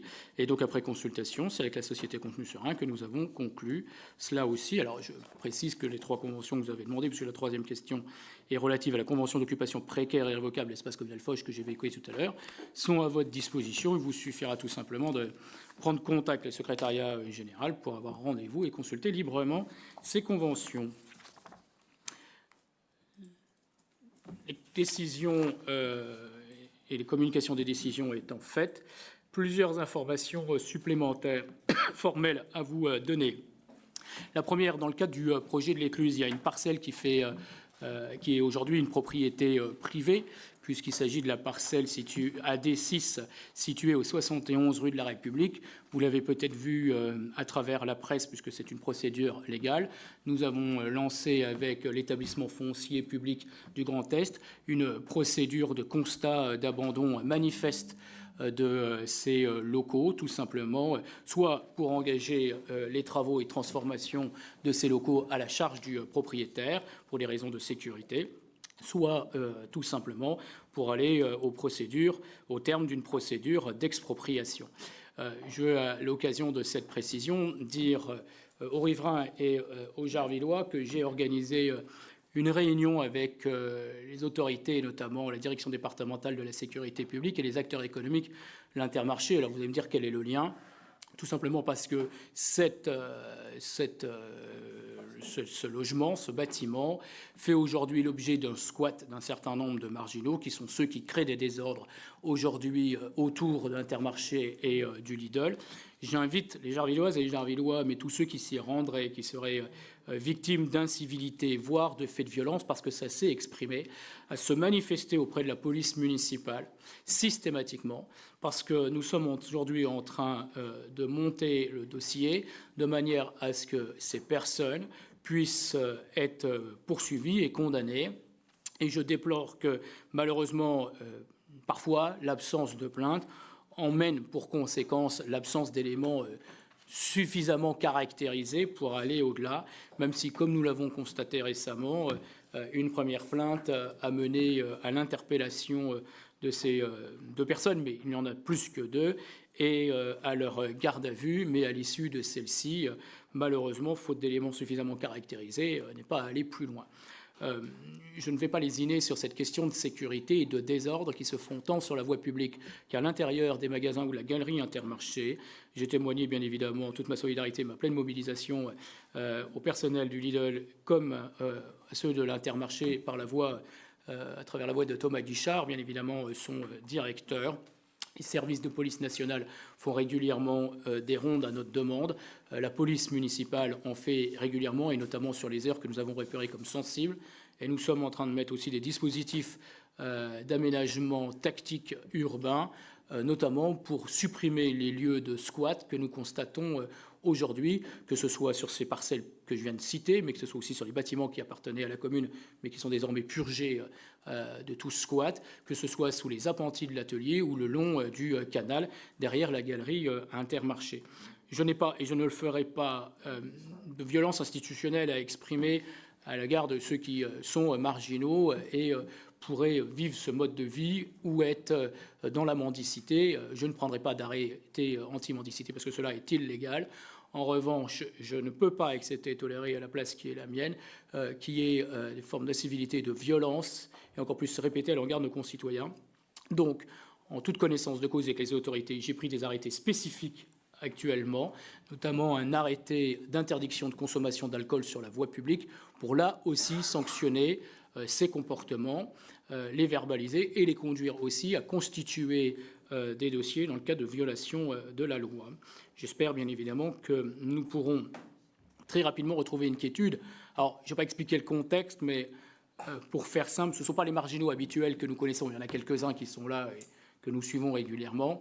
Ce sont ceux qui se situaient sur la place de la République à Nancy, qui, en raison des travaux qu'elle connaît, se sont déplacés sur le canal, qui ont été déplacés par la capitainerie, qui ont été déplacés par le Auchan-Lobau.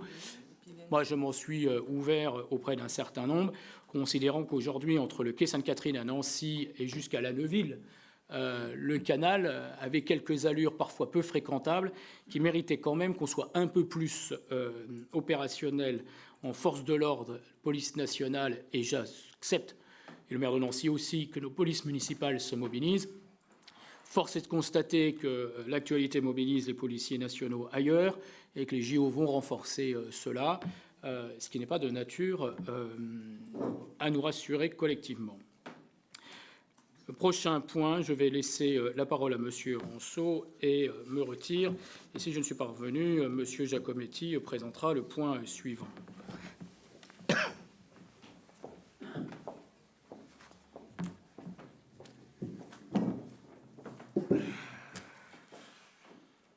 Je suis pas... Bien, chers collègues, j'ai une information à vous donner, qui est une demande de protection fonctionnelle. Par courrier en date du 24 juin, Vincent Matheron, en sa qualité de maire, a sollicité la protection fonctionnelle. Conformément à l'article L. 2123-35 du Code général des collectivités territoriales, suite à des propos diffamatoires portant atteinte à son honneur, à sa réputation, pouvant recevoir la qualification de diffamation et outrage relatif à des publications et propos tenus par le collectif Jarville Réveillons-nous et l'association Vivre Jarville. En ma qualité de premier adjoint, j'ai accusé réception de sa demande le 1er juillet et rappelé que, conformément à la loi numéro 2024-247 du 21 mars 2024, est introduit un mécanisme d'octroi automatique de cette protection en sa qualité de maire de Jarville-la-Malgrange. La demande doit faire l'objet d'une communication en conseil municipal qui suit. C'est la chose que je fais ce soir. Je vais donner la parole à Monsieur Giacometti pour la suite des informations. J'ai cliqué sur le bon truc. Voilà. Monsieur le Président, mes chers collègues, Mesdames, Messieurs, comme vous le savez, la ville de Jarville-la-Malgrange a souvent est lié souvent à des requêtes dont la commune est partie prenante et il est habituel qu'au conseil municipal, nous donnons la solution que la justice a prononcée sur ces requêtes.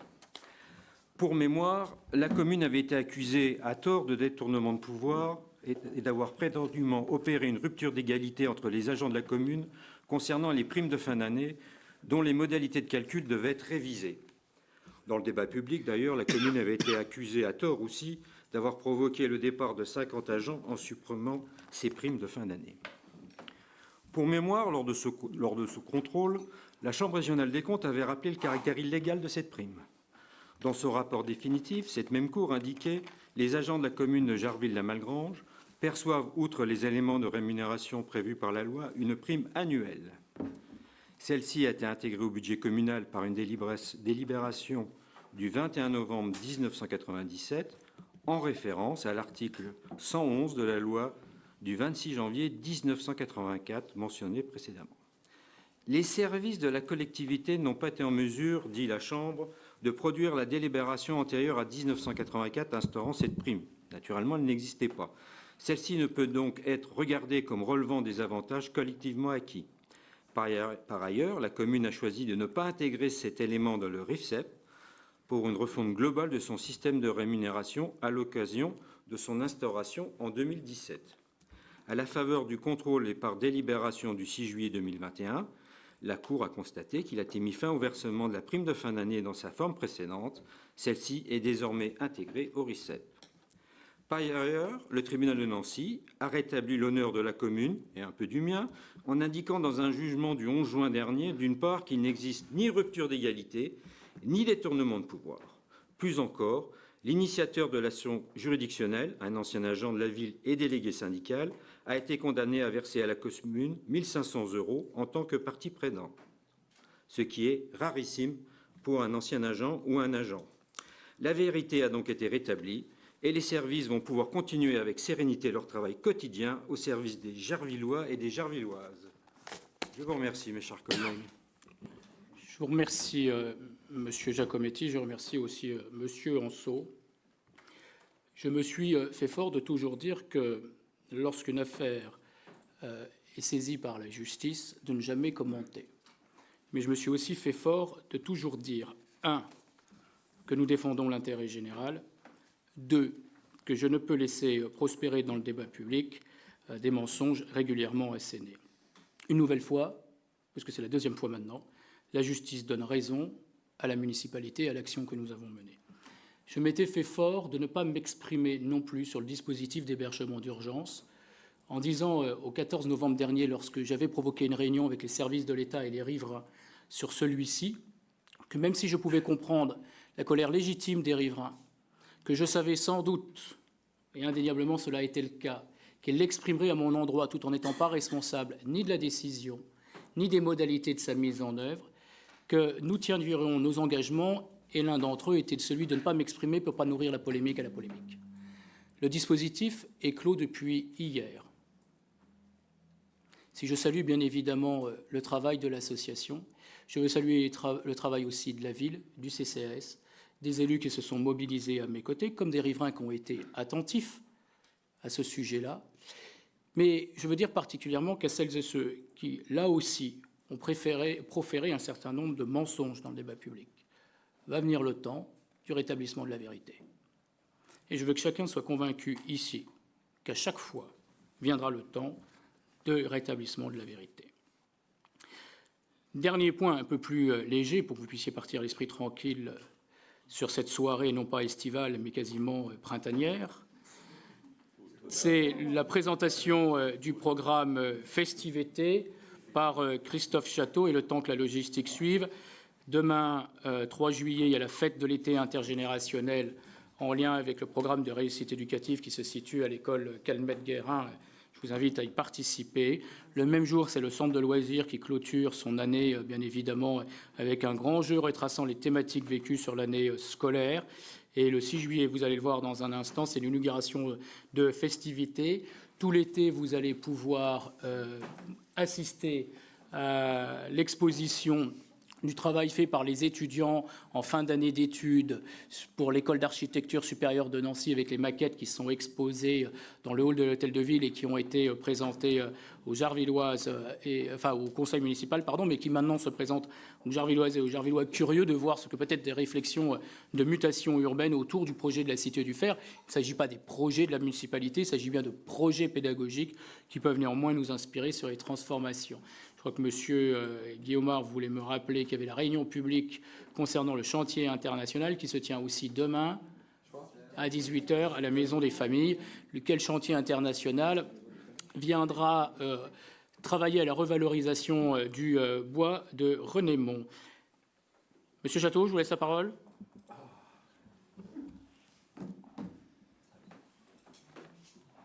Monsieur le maire, mesdames, messieurs, chers collègues, si chaque année les vacances estivales sont attendues avec impatience, c'est sans doute et avant tout parce qu'elles sont composées avec des meilleurs ingrédients. Soleil, farniente, loisirs, plaisir récréatif, découvertes, retrouvailles. Ainsi, et depuis l'été 2020, Jarville-la-Malgrange vibre chaque année au son des concerts, spectacles, animations et festivités organisées tout au long de l'été. Ces animations prennent place en plein cœur de ville, dans ce qu'il est désormais coutume d'appeler le village Festivités. À l'instar des éditions précédentes, Festivités 2024 est un événement entièrement gratuit et placé sous le signe du vivre ensemble. L'édition 2024 de Festivités commencera ce samedi, le 6 juillet 2024, et se terminera le 31 août, et sera placée sous le signe du sport et de la culture. Euro 2024 et Jeux olympiques obligent. Festivités vibrera en effet au rythme du sport. La place des sports s'installera au village Festivités et des tournois sportifs et conviviaux seront organisés tout l'été sur ce même lieu, en particularité sur cette édition également dans les quartiers. Les matchs finaux de l'Euro seront par ailleurs diffusés dès vendredi, mais j'y reviendrai. Jarville-la-Malgrange donnera ainsi à voir qu'elle mérite pleinement son titre de terre de jeu 2024. Autre nouveauté cette année, la culture se déploie dans toutes ses formes. Concerts, spectacles jeunes publics, cinéma plein air, lecture au jardin, expériences scientifiques et ateliers do it yourself pour apprendre en s'amusant. Toujours au sein du village Festivités et ici aussi dans les quartiers. La volonté de Festivités 2024, vous l'aurez compris, est d'offrir davantage de proximité aux Jarvillois en allant en leur rencontre, en leur offrant des animations au plus près de chez eux. Ils auront ainsi la possibilité de profiter les vendredis soirs de soirées animées au cœur des quartiers, de concerts les samedis soirs au village Festivités et d'activités et animations ludiques, culturelles et sportives en semaine, les mercredis et vendredis essentiellement, dans les quartiers et sur le village Festivités. Nous vous attendons donc nombreux lors de la soirée inaugurale ce samedi au village Festivités à partir de 17h pour profiter d'animations musicales et de la diffusion des matchs de quart de finale de l'Euro. Les matchs finaux de l'Euro seront en effet diffusés au village Festivités, quart, demi et finale. Avec par ailleurs, petite exclusivité, un avant-goût ce vendredi soir, veille de l'inauguration, avec la diffusion du match France-Portugal à 21h et Espagne-Allemagne dès 18h. On ne pouvait pas ne pas afficher ce match des Bleus avec l'équipement déjà prêt et installé. Alors, en guise d'échauffement, vous êtes toutes et tous conviés à assister également à cette diffusion conviviale ce vendredi. Toujours dans le cadre du sport et du vivre ensemble, la place des sports entre en scène sur le village Festivités. Fort de son succès durant la semaine olympique et paralympique d'avril, le village des sports se réinstallera sur le parvis du kiosque afin de permettre aux Jarvillois et Jarvilloises la pratique libre pour toutes et tout de différents sports, basket, badminton, tennis de table, durant tout l'été. Les soirées animées dans les quartiers le vendredi soir offriront aux Jarvillois des animations musicales, blind test, quiz, seront assurés par Valentin Hainaut de Radio Fadjet. 4 séances de cinéma plein air à Montaigu, au Sancy, la Malgrange et à la Californie seront organisées. Jarville-la-Malgrange fera donc son cinéma avec une première séance à Montaigu et une belle proposition de ciné-concert, suivi les autres vendredis soirs de 3 séances où les Jarvillois seront véritablement acteurs, car invités à choisir parmi une sélection de 9 films, animation, comédie et années 80, les 3 qu'ils souhaiteront voir cet été. Une soirée loto sera organisée le vendredi 12 juillet et une soirée karaoké le dernier vendredi d'août, le 30. Pour terminer les soirées animées en beauté, ces 2 soirées seront animées par le comité animation loisirs. Pour les concerts du samedi soir, au village Festivités, quelques dates à noter. Samedi 13 juillet, animation de la fête nationale, les concerts de Slim Fast et Is One Man et du groupe Gueule d'Aminche, avec défilé au lampion et embrasement du structure. L'année dernière, du fait des restrictions d'eau, l'embrasement n'avait pas pu avoir. Cette année, les nappes phréatiques seront, nous l'espérons, pleines et un embrasement sera réalisé pour le plus grand bonheur des Jarvillois et Jarvilloises. Samedi 27 juillet, Amour d'été en partenariat avec l'autre canal. Un nouveau partenariat qui s'est créé dans le cadre du festival estival de l'autre canal, qui propose des concerts habituellement sur la plage des Deux Rives à Nancy et au parc Sainte-Marie, et qui pour la première fois décide d'exporter leurs concerts dans d'autres communes de la métropole. Parmi les villes qui auront la chance de compter un concert estampillé Amour d'été, l'autre canal, figure donc Jarville-la-Malgrange. Les Jarvillois pourront ainsi profiter d'une soirée riche en émotions musicales avec un concert de funk en première partie, puis de reggae en deuxième partie de soirée. Samedi 24 août, soirée espagnole. Une belle soirée ensoleillée avec restauration au traiteur, animation et concert-spectacle de flamenco et rumba. Aux couleurs de l'Espagne, saura ravir et faire danser les Jarvillois et Jarvilloises. Avant de clôturer les festivités en beauté avec le concert événement Woodstock Revival du 31 août, mais ça, j'y reviendrai plus tard. Ce qui fait la force et la particularité de Festivités, c'est son éclectisme. L'objectif restant le même en 2024. Proposer des concerts qui plaisent et parlent au plus grand nombre et pour tous les goûts. Tous les genres seront ainsi représentés sur cette édition 2024, allant du reggae au funk, en passant par la variété française, le flamenco, le rock folk. Comme vous pourrez le constater, cette année encore, les Jarvillois pourront profiter d'une programmation riche et variée. Comme il s'agit cet été de cultiver son corps et son esprit à Jarville-la-Malgrange, des activités ludiques sous forme d'ateliers do-it-yourself, de challenges conviviaux et sportifs, et d'instants culturels avec du théâtre notamment, seront proposés. Les ateliers do-it-yourself consistent à manipuler, construire, créer des objets ou apprendre à réaliser des actions par soi-même de façon ludique. 2 ateliers seront proposés et animés par le conseiller numérique de la ville. Un atelier initiation au code numérique avec un petit robot et un atelier pixel art.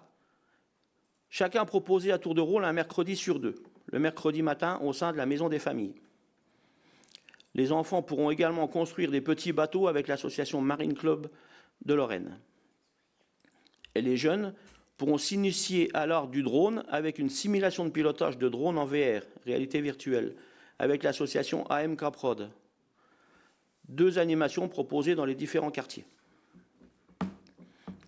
Aussi et surtout, 2 nouveaux partenariats particulièrement appréciés se créent avec 2 structures du territoire. Nancy Jazz Pulsation, quartier musique du 22 au 26 juillet à la Maison des Familles.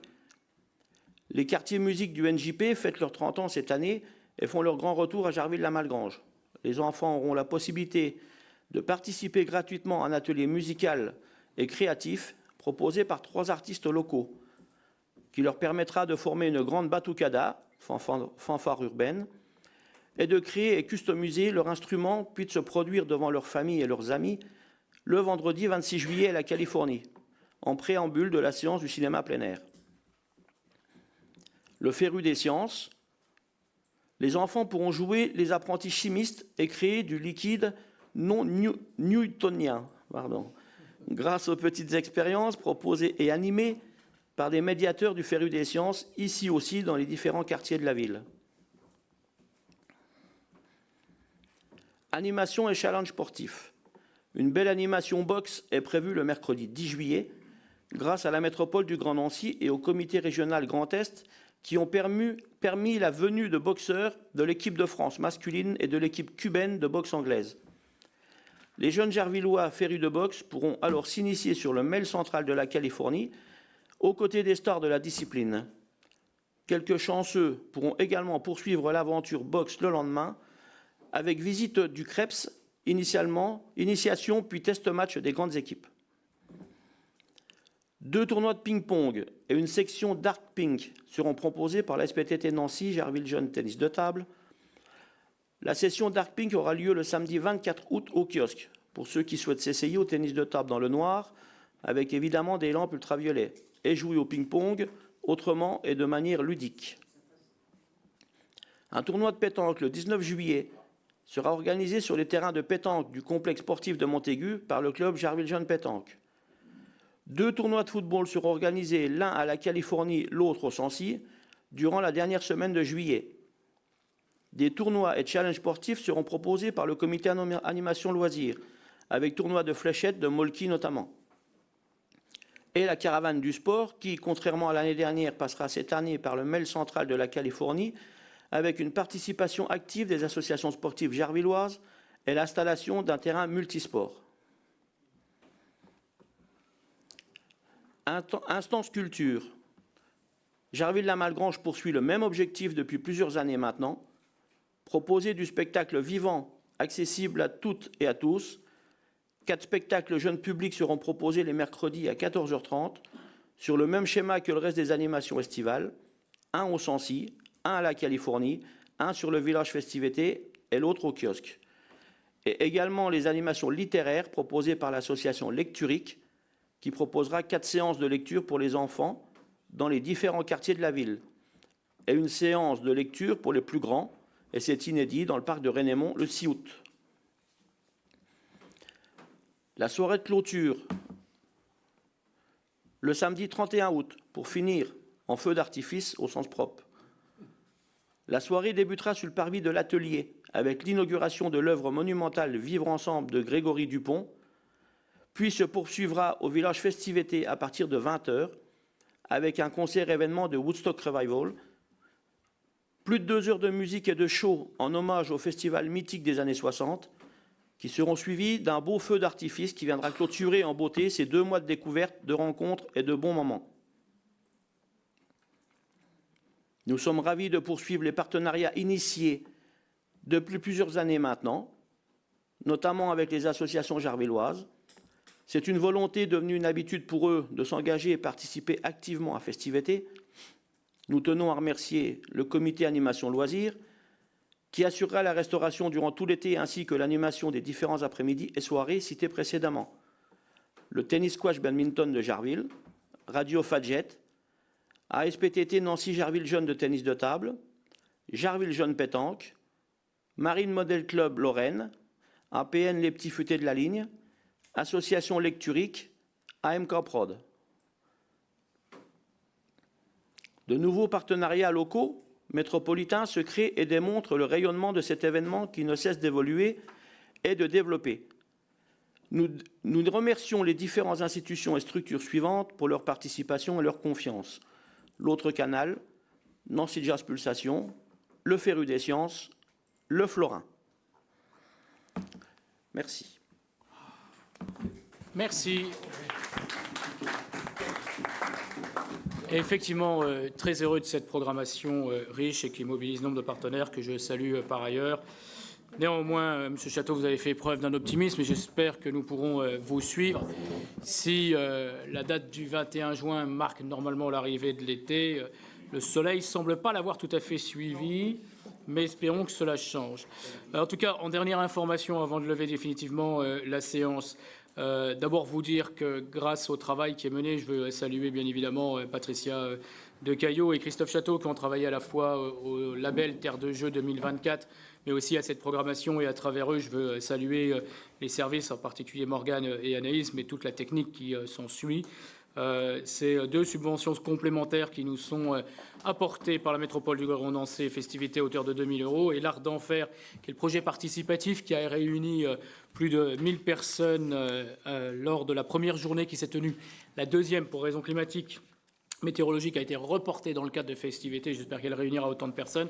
C'est 4 000 € qui ont été aussi attribués à la ville. Enfin, je suis très heureux de pouvoir souligner ici avec vous que l'État confirme son premier engagement dans le projet de la construction de l'école nouvelle génération Marcel et Léon Borédon, puisque au titre de la DPV 2024, donc c'est la première marche que nous franchissons, mais nous sommes aussi sur le fonds vert DETR, DECIL, et les années vont se répéter. C'est 1 50 990 000 €, soit la quasi-totalité de la DPV disponible sur le territoire, que le préfet accorde à ce projet, et je m'en félicite. Les travaux vont commencer à la fin de l'été, et l'intervention de l'INRAP sur les fouilles archéologiques qui a été retardée parce que mobilisée sur la ville de Nancy va devoir vont se faire incessamment sous peu. C'est l'occasion de vous dire que le territoire va être un peu perturbé dans un certain nombre de travaux, puisque la rue Opalinska, Catherine Opalinska, fait l'objet de travaux importants dans le cadre de la construction et l'aménagement du parc urbain René Tardy.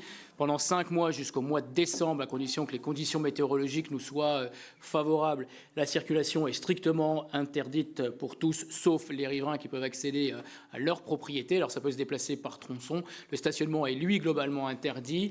Le square René Tardy est momentanément est pour le moment accessible, mais deviendra momentanément inaccessible en raison de l'installation de la base de vie des entreprises qui vient d'ailleurs de s'installer aujourd'hui. La signalisation a notamment été mise en œuvre de l'autre côté, effectivement, puisque c'est le tronçon du boulevard Barthou jusqu'à l'avenue de la Malgrange qui va concerner la première phase de travaux. Puis ça va être la création de la rue Robert Badinter pour permettre d'organiser la nouvelle circulation avant de transformer la rue Léon Songeur en piste cyclable. Et donc après l'aménagement du parc, c'est donc 14 mois de travaux qui s'engagent ici. Monsieur Anceau, vous me confirmerez, mais c'est aussi dès la fin de l'été que les travaux s'installent. En tout cas, j'ai vu qu'il y avait des préparations aux travaux derrière l'hôtel de ville. C'est exactement 18 mois de travaux aussi de mémoire qui s'engagent. Puis, village festivité, nous devrons sans doute y réfléchir l'année prochaine, devoir quelque peu déménager, puisque le parc urbain Foch-Renémont va commencer dans sa première phase avec la démolition des anciens ateliers municipaux à l'issue de cette programmation festivité. Tout à l'heure, Madame Fozzo et Monsieur Desrobert ont évoqué les travaux et le premier coup de pelle qu'ils espèrent aussi, et moi aussi d'ailleurs, et vous aussi, en septembre prochain sur le square Françoise Le Sur. D'ailleurs, j'ai oublié de vous le dire tout à l'heure. Probablement aujourd'hui, alors nous sommes en train de regarder ça avec l'urbanisme et les dénominations de voies publiques, mais le square Le Sur va être vraisemblablement disparaître puisque le bâti va prendre place. Aussi, je vous proposerai en conseil municipal que le jardin de la maison des familles s'intitule Jardin des familles Françoise Le Sur, ce qui ne sera que rendre plus hommage à Madame Le Sur, qui est à l'origine de la création de Kaléidoscope, qui a ses locaux à la maison des familles. J'ai sans doute oublié des travaux, parce que je crois que c'est la rue de la Gendarmerie qui va être en travaux incessamment sous peu. Et il y avait d'autres travaux, mais de toute façon, vous viendrez vous plaindre de les voir prochainement. Je voulais aussi vous dire que la crèche ouvre ses portes au public le vendredi 5 juillet de 14h à 19h avec un apéro dînatoire. Les électeurs du quartier de Montaigu ont pu le découvrir en avant-première de manière un peu partielle, les assesseurs aussi. Là, ça sera pleinement livré. Le mobilier pour enfants adapté, moderne, a été livré et installé. Je vous invite à découvrir ce bijou. C'est 2,9 millions qui ont quand même été investis par la ville, par l'intermédiaire de la Maison Bleue, qui redonne vie à ce quartier. Et c'est 60 berceaux qui vont être ouverts, en lieu et place des 50 qui sont déjà ouverts. N'hésitez pas aussi à vous adresser au réseau de la petite enfance si vous souhaitez avoir un mode de garde, soit via la crèche, soit les assistantes maternelles, puisque c'est votre étude de besoin qui est effectuée par Anne Micard, qui pilote le réseau de la petite enfance, conjoint avec la ville de Jarville-la-Malgrange et la ville de Lanneville devant Nancy. Enfin, des informations moins réjouissantes, mais je n'ai pas l'habitude de vous les transmettre pour que vous puissiez aussi témoigner la solidarité qui est la vôtre auprès de nos agents. Il s'agit malheureusement d'événements malheureux. Annick Wittner a perdu sa maman décédée il y a quelques semaines. Élodie Fernandez d'Osries vient de perdre sa grand-mère. Et Josiane Jourdain, pour lesquelles nous avons tous les trois une pensée, mais Josiane Jourdain, c'est encore plus récent, puisqu'elle vient malheureusement de perdre sa maman. Et les obsèques se sont tenues conformément aux souhaits de la famille, dans une intimité familiale, mais comme elle ne pouvait être, et vous le comprendrez, disponible ces derniers temps, je voulais quand même l'associer au travail fort qu'a mené le CCAS, notamment sur l'épicerie sociale et solidaire et sur les projets seniors, dont on reparlera à la rentrée avec le club senior, Madame Perrin, Monsieur Ban, qui s'étoffe et qui s'agrandit, et travail de convention qui va être organisé. Je crois que je vais peut-être pas épuiser toutes les informations que j'aurais pu partager avec vous ce soir, mais vous en avez l'essentiel. Je vous invite d'ores et déjà à vous mobiliser le 7 juillet, ce sera déjà pas mal, pour le deuxième tour des élections législatives, à mobiliser autour de vous. Et je remercie par ailleurs les membres du bureau, les assesseurs, pour les 2 tours que vous avez gagnés sans les avoir demandés. Bonne soirée à toutes et à tous. À dimanche, et pour les autres, bon congé estivaux. Pardon, Gilles avait demandé. Gilles, tu avais une question, pardon. Monsieur Château, oui. Concernant l'endroit où va être tiré le feu d'artifice. Ah, le feu d'artifice sera tiré depuis l'espace, autour de l'espace Foch et du kiosque. En fait, il faut que vous veniez pour le voir, il faut venir sur le village festivité, au niveau de la scène et de la partie d'aménagement derrière le kiosque. Mais le parking, lui, en lui-même, sera totalement sécurisé. Alors, de mémoire, dans les éléments techniques, c'est un feu d'artifice 50 mètres 50 mètres. Donc, il sera même visible, pour ceux qui le souhaitent, depuis la rue du Moulin ou le pont de la rue Foch. Voilà.